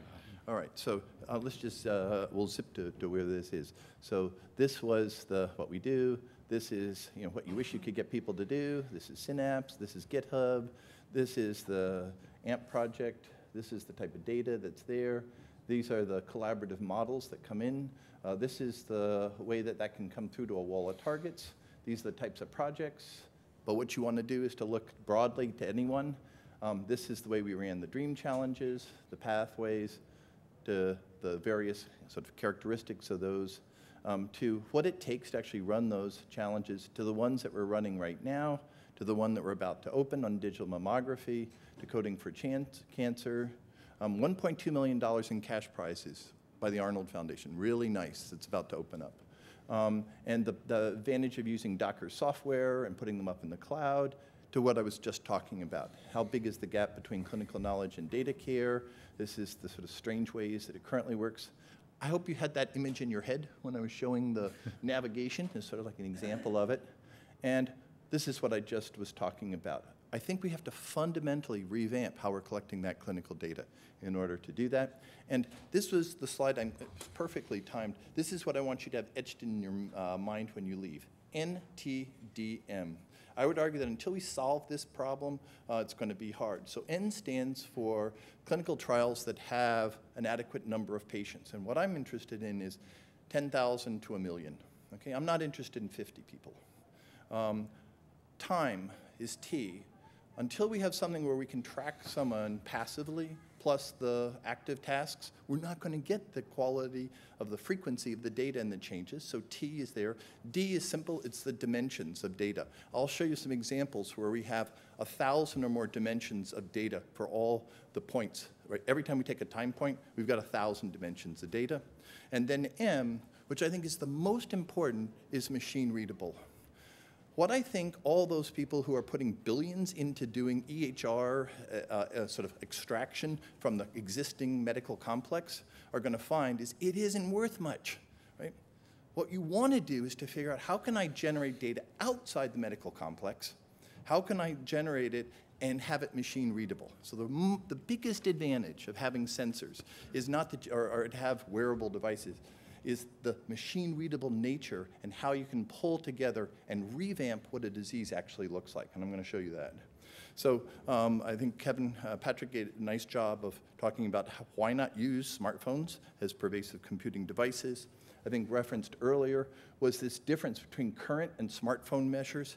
It really looks dumb to run 99% of the clinical trials. They're being run like that, right? They are. And so it makes so much more sense to be able to have more information. And 3+ years ago, we began asking, subjects sound like medieval subjects. Could we really fundamentally shift it so that an individual felt equal to the researcher? Is there a way to have it so that there was democratization, so that the person who's collecting the data is not using an app as a self-gratification loop? The millions health apps that are out there are almost all, oh, I walked. Oh, I need to do this. How good, right? Gosh, we're losing so much powerful data when the loop is just the patient with themselves. That dialogue could be so much more valuable if the partners, researchers, and participants began to have dialogues that I'll show you can go on that I think will improve things. So in March, we were lucky to be part of the 2 of the 5 apps that came out from Apple when they announced ResearchKit. And ResearchKit was set up, this is very important, such that Apple saw none of the data. Okay? Very important, I think. Secondly, the code has been open source. So you can go onto ResearchKit and watch these apps be evolved. So people can take modules that are built and work off of them and do whatever they want with them. So it's open there. And the other is the consent process in there said, hey, you own the data, and how would you like to use that data? And you may have seen there's a slide in there that says, do you want to share it just with the principal investigator at their institution, or do you want to share it with qualified researchers worldwide? And 75+% of the individuals say, hey, I don't want to just share it with that researcher. I want it out there for anyone in the world who's a qualified researcher to use. So in that context, I just want to briefly talk about Empower. Ray Dorsey, Andrew Twister, and Arno Klein, and others helped build this out. Vertical stacks are our sort of mantra. Vertical stack refers to the fact that periodically you have to put in a gold standard survey type of blah blah in order to show this is the standard way of following the disease. So you need that anchor coming in periodically, not very often. If you build in at a middle layer a way of having an active task where you can most carefully assess what's going on in any one of those diseases, then you hone down to the quality of information that you'd really like. And I'll show you some examples of that. But what you really want to get to is, how can I tell what's going on in someone's disease and not ask them, right? How is it possible to actually assess at that edge of, this is disease, this is function, right? It's at the edge of function. How can I make it so that I'm able to track that? So just to give you an example that doesn't come up later, time on and off the keyboard, backspace, autocorrect. You can put that together in a way where you can track cognition when someone is using their computer or their phone at all times. You can get an assessment of speed processing, speed, executive function, lots of things, just by looking at how people use their devices. I won't go through the data feeds and the features, but I want to just show you. So for Parkinson's, we were looking at tapping tests, a test that's done by a physician. We were looking at phonation. Here's an example of where there's 1,000 dimensions of data, first order features. This took 10,000 hours in the lab working through with Max Little at MIT Media Lab to get to the point where we could extract the data for phonation. You put the phone in your pocket, you walk around, you can look at gait and balance, you ask people to do things, and there's a spatial memory test that was was built out by the group at UCSF, Kate Posen, that contributed that. So since the launch, and these are older numbers, there were more than 60,000 downloads. 3/4, 2/3 of those were voyeurs, just sitting there, haha, I enjoy it. But out of those were over 10,000 participants, actually it's up to 18,000 now. And of those, almost all of them consented. And more importantly, we had over 1,500, and now we have more patients who are on a daily basis turning that crank, giving data all the time, and saying they want to share the data. So for the tapping test, what we began to see very quickly was we can tell as someone goes on and off their medication. So before and after they take their medication, look at the variation. That variation was not expected. That shows you that something is going on beyond the, quote, state of the disease. It's actually, how is that person interacting with their disease? It's that dialogue going on between themselves and their disease. If you take tapping tests, which is what a physician would write down in an electronic medical record, this is 43 first-order features that you can pull out of that. What we've been doing is building personalized measures, personalized markers for where they are in their disease and how they're moving that are actually very different as you go from one patient to the other. So instead of just saying, this is tapping, you can go in, extract those, do you can do principal component analysis and do that. But the thing that blew us away was we asked people to say, what do you think is making them better? What do you think is making them worse? And so modulators, because instead of just going, this is your disease, in that realm of N+1, what you really want to know is there an N1 experiment out there that might apply to me, and how can I find that? So we now have over 20,000 responses of what's making you better and worse. And what we were really surprised at is it wasn't just medication. It wasn't sleep. Those are big. But it was the state of the world around them. So Ferguson occurred during this, the incident in Ferguson occurred during our collection, and we could see the effect of race relations on Parkinson's. That's pretty interesting, going across the country, okay? I don't think people have any idea how much, whether it's arthritis or Alzheimer's, whether it's Parkinson's or schizophrenia, it's not the level of the drug in someone's blood that's modulating how their disease is going. I think we completely have gotten so focused on medication that we miss that. So what we're doing now is asking, can we rebuild diseases up from features? So instead of saying 1817 Parkinson said this is the disease, if you have these criteria and you look it up in your neurology textbook, you'll be able to say this person does not have Parkinson. Right now we use clinical features. Wouldn't it be nice to basically blow that up and go to the actual features and look at the differences in those and say, can I use those to determine who is going to benefit from this drug or not? So it's a different way to come up with how you would medicate. Can I give a scorecard where a patient can go into a physician and instead of saying, I think I was better this last month, why can't we make an objective scorecard that actually gives a way of looking, what is it in their disease that's standing out? Can we find ways of looking what's better or worse? But what I'm just as interested in, which is not that top part that I just did, but it's this pink part.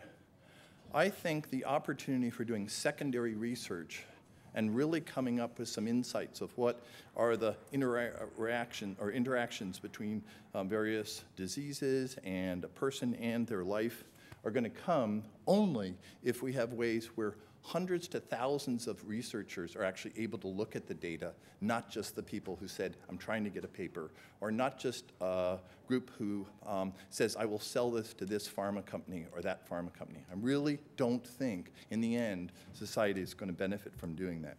So we've been working on trying to develop a research commons enabling secondary research, where there's data with access levels for sharing, analyses tracked with versioning and provenance, publication and sharing availability for reproducibility, and putting that so that it's on Synapse to use.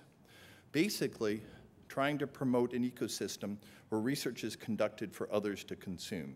And I think if you looked as a steward of individuals and a steward of researchers, that's what you would be asking for, not how can I monetize this in this way or that way.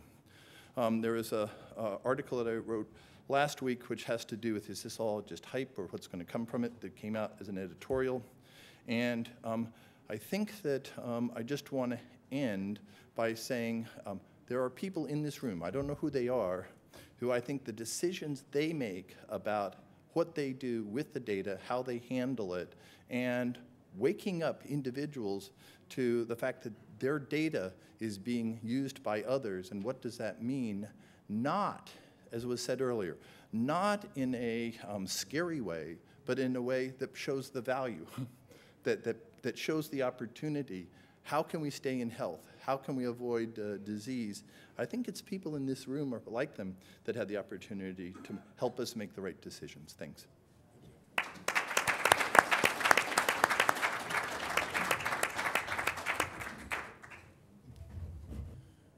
Okay, thank you very much for staying. My name is Ran Gilad-Bacher. I'm from Microsoft Research. My background is in machine learning, but I do a lot of research in the health domain on behavioral changes, social emotional learning, gait analysis for people with Parkinson, multiple sclerosis, and so on. But today I wanted to talk about technologies for private data sharing. And we already had this question coming earlier. And I think, all the people in the room here agree that there is value in sharing data. We can actually improve health by sharing data. But we also understand the risks involved in that. For example, by just providing the zip code, the birth date, and the gender, you can uniquely identify 87% of the people in the US.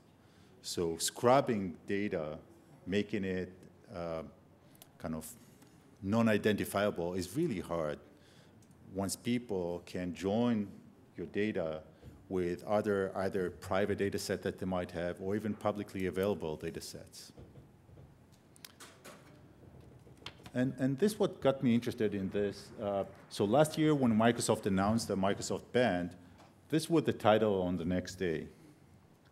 The cloud and your health data, who do you trust? So, it's all about trust, right? Trust is a kind of, it's a funny currency. It's really hard to gain trust, and it's really easy to lose it, right? We live in an era in which you can't even trust a website that's designed to help you cheat on your spouse, right? So the question that I was asking is, can we take trust out of the equation? Can we allow data sharing without having to rely on trust. And this is what I'm going to talk about today. And I'm going to divide my discussion into two parts of the data use process. The first part is the part I think we're mainly currently at, in which we want to take these big data sets and try to find something in them. Try to find correlations, try to find causations, and basically try to find ways, patterns that will help us improve the health and well-being of patients. The second step is after we completed that, and now we've already found this pattern, and now an individual patient comes over, and we want to look at their individual data and make a prediction based on what we learned in the first part. I'm going to start with the second part because I just recently got some new results about it, and I'm so excited to share them today for the first time, so I can't wait to the end of the talk, so I'll start with the second part. So what I'm going to talk about is a way to make predictions, an accurate prediction using neural networks on encrypted data. So what am I talking about? So imagine you have some medical data, and could be medical data coming from the lab that the professional has it, or coming from a device that you might be wearing on yourself. And you want to send it to some service, say running on the cloud, that has the ability to analyze this data and give you some valuable information, make some prediction, for example, on health risks that you might have, or the fit of certain treatments to your condition. But the problem is, do I trust this cloud, right? Do I trust this cloud or this service provider with my data? What we suggest is that you take your data and encrypt it and send only the encrypted version without the keys. So just the encrypted data to the cloud. The analysis will be done on the cloud and sent back to the user, in which point the user can decrypt it and get the information the user was looking for. So just to make it clear, the cloud cannot read the data because the data is encrypted. The cloud does not have the keys to read the data, yet the cloud can make the predictions and accurate predictions, and the cloud cannot even read the prediction that it was making. So imagine you sending me your medical files. I can send you predictions back, but I don't know even the prediction that I made on your behalf. The only thing that I know is that I made some predictions on your behalf, and I can charge you for that, but actually you didn't reveal any private information. So how do we do that? What is the secret sauce? The secret sauce is a technology that is called fully homomorphic encryptions.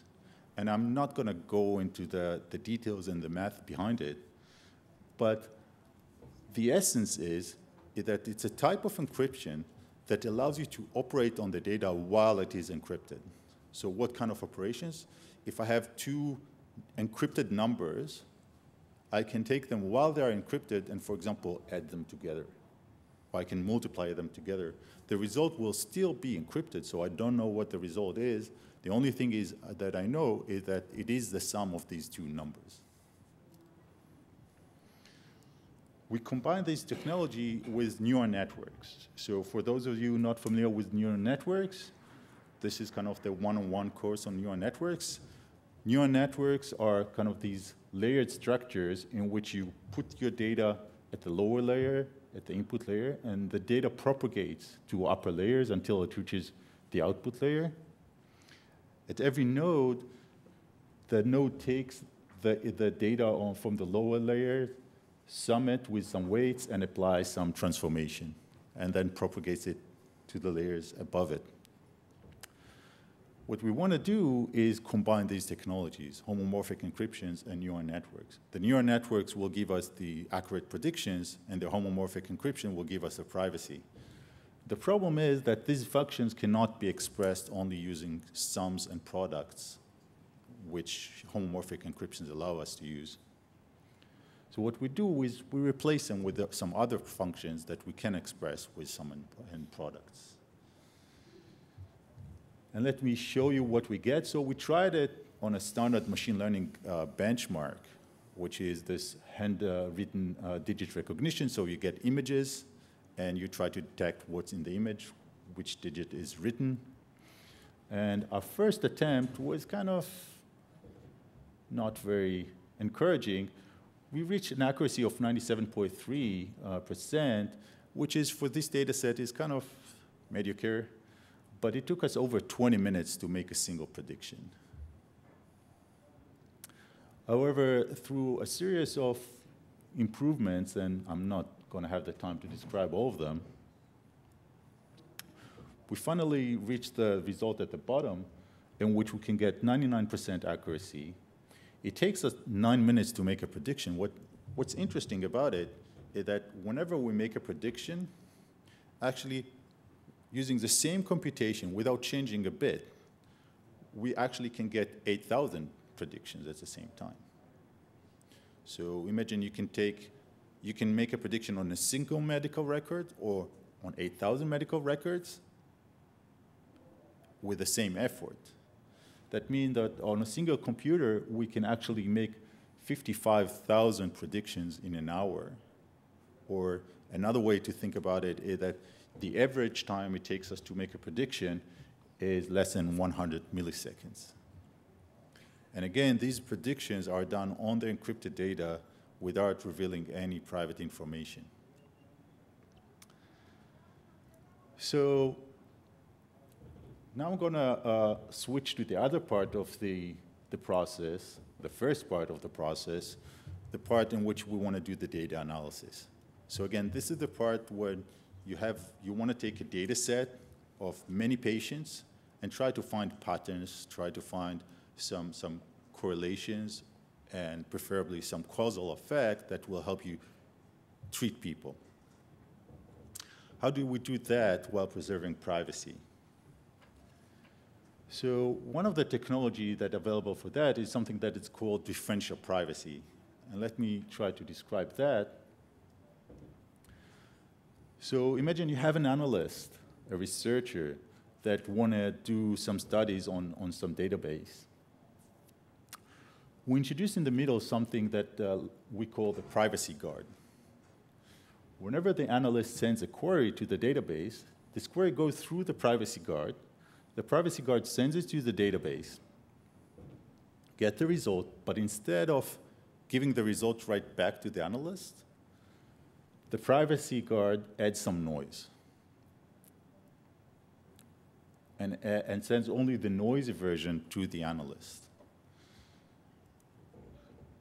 The amount of noise that is being added is such that you cannot identify, this analyst cannot identify whether a specific person is in this database or not.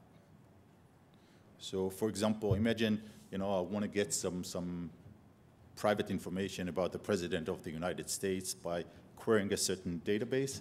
Actually, this privacy guard will prevent me from getting any information on an individual. Now,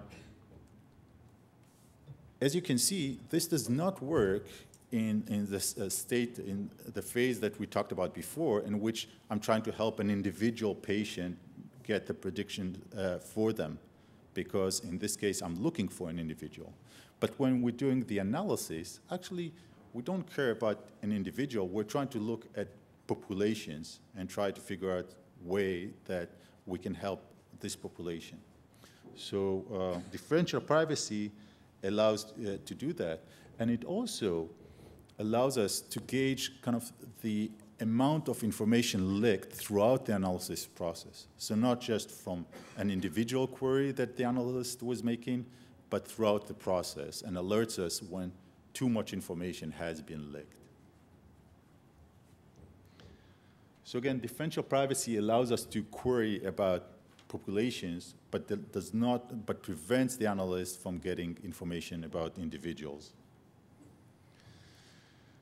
So we talked about these two phases. There are many other technologies out there, and my main message is that there are ways, there are technologies, there are still most of them in the research labs, that allows us to do this data sharing in a way that provably preserve the privacy and the security of the data.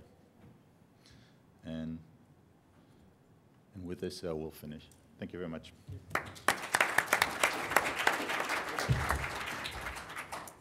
All right, we've got time for a few questions. So who out there has some? Yeah, go for it. So let me just see if I got the question. You asked why did we use neural networks and deep neural networks for this study and not some other models? Yeah, and what was the quality of the data, learning data? So indeed, there are many learning algorithms out there that you can use. And if you've been following the machine learning literature recently, especially for tasks which involved images and analyzing images, there have been just huge progress using neural networks. So just to give you the kind of the feeling for it, for many years, people were working on tasks of recognizing objects and images. And every year there was kind of a 0.5% increase, 0.25% increase in the accuracies people were getting. And in the last 5 or 6 years, the improvement had been something like 10–15%, right? So from incremental, suddenly there was a giant leap.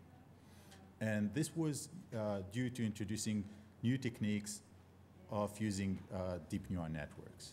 So these are for these tasks, this kind of task of analyzing images. And you can imagine, again, I was using here digits just because it's easier, but you can also think about health tasks in which you have imaging data or so on. These are just the best techniques that we have. So that's one reason. The other reason is that other techniques that we have, such as decision trees, are less suitable for these kind of encryption methods that we're using. And that's kind of an open question for us, how to use these kind of models. Great. Any other questions? Oh, you've got one right back there. All right. Yeah.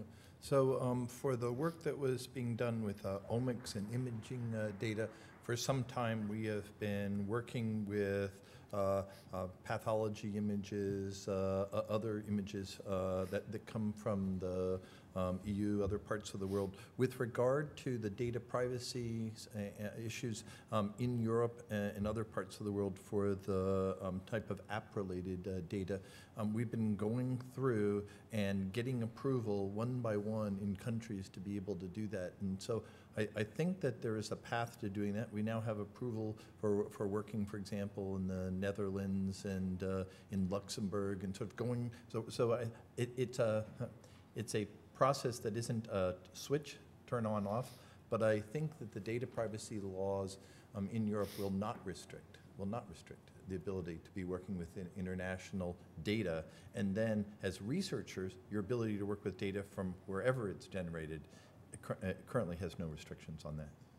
Yeah, I'm sorry, two things that may not have come out. I was just thinking about one, you named another, but the first one is that this whole project, which had the participant-centered work, is work that has been ongoing work that I wasn't sure I mentioned from the Robert Wood Johnson Foundation. So this is the Bridge project.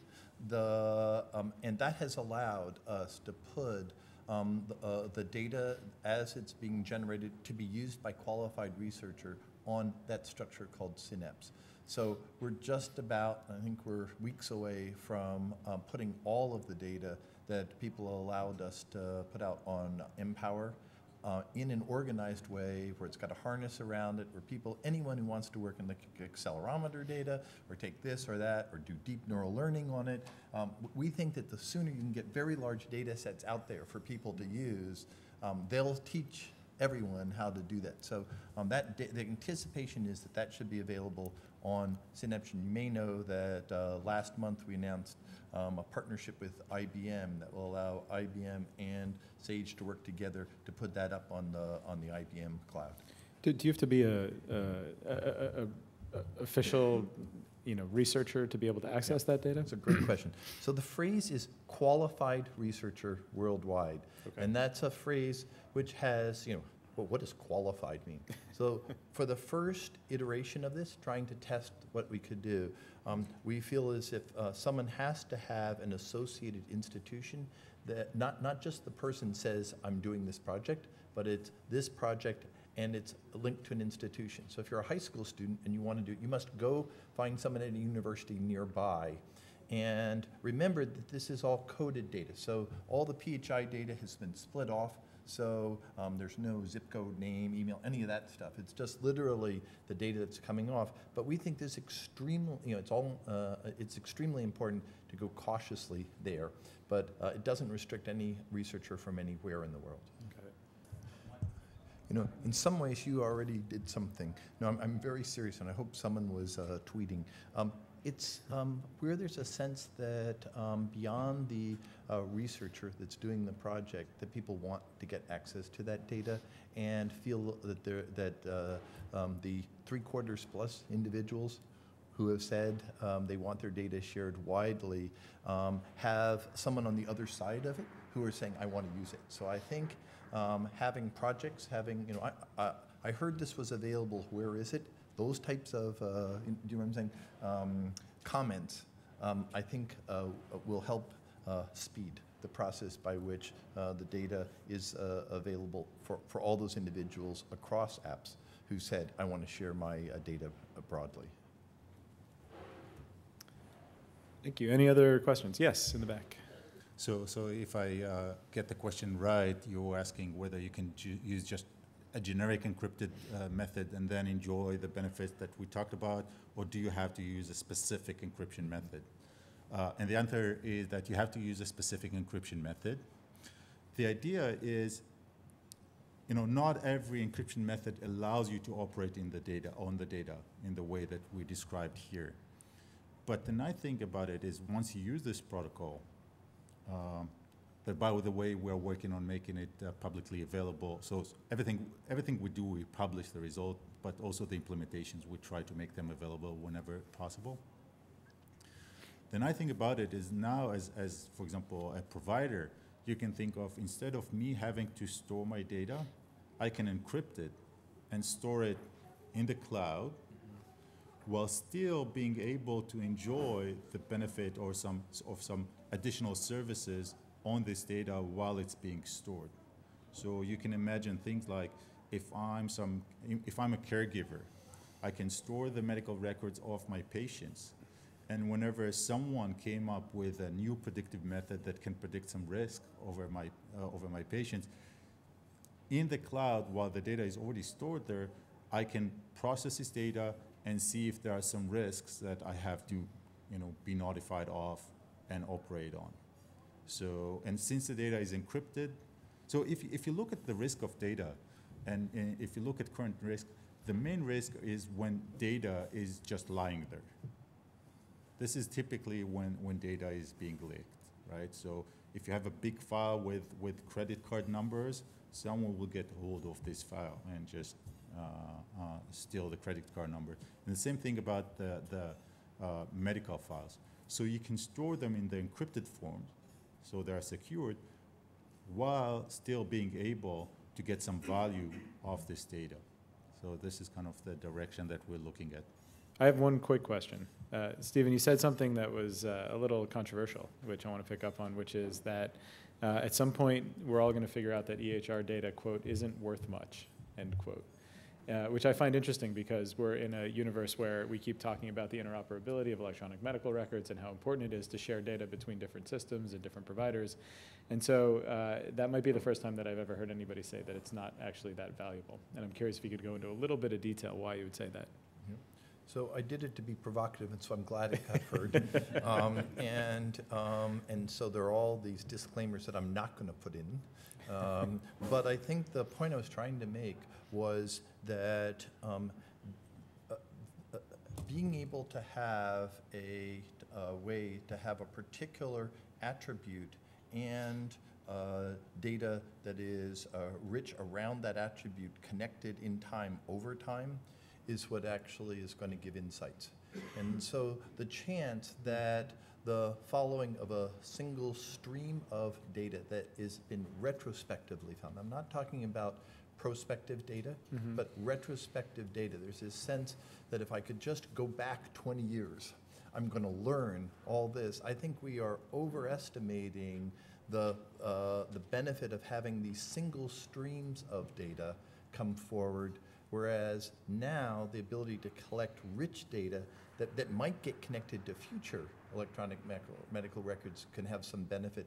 But I think people are overestimating both the depth of the knowledge and this issue that's the primary one I wanted to bring up, which is it's usually a singular streams that you can't go back and ask questions on. Yeah, it's interesting. I want to add something Yeah. about that. We did a study about stress, and we put some devices on people and showed them their stress levels. It turns out that when you show people their stress level, they get more stressed. So something that we learned is that, just being able to measure things, so get the historic perspective, does not change the behaviors of people. Mm-hmm. Knowing the number of steps that you did does not make you walk more. Knowing the number of calories that you took does not change your eating behavior. And I think that while it's important to put all these sensors and have objective measures, we have to put a lot of intentions to the interventions. What do we do about them? And that's one of the problems with the historic data.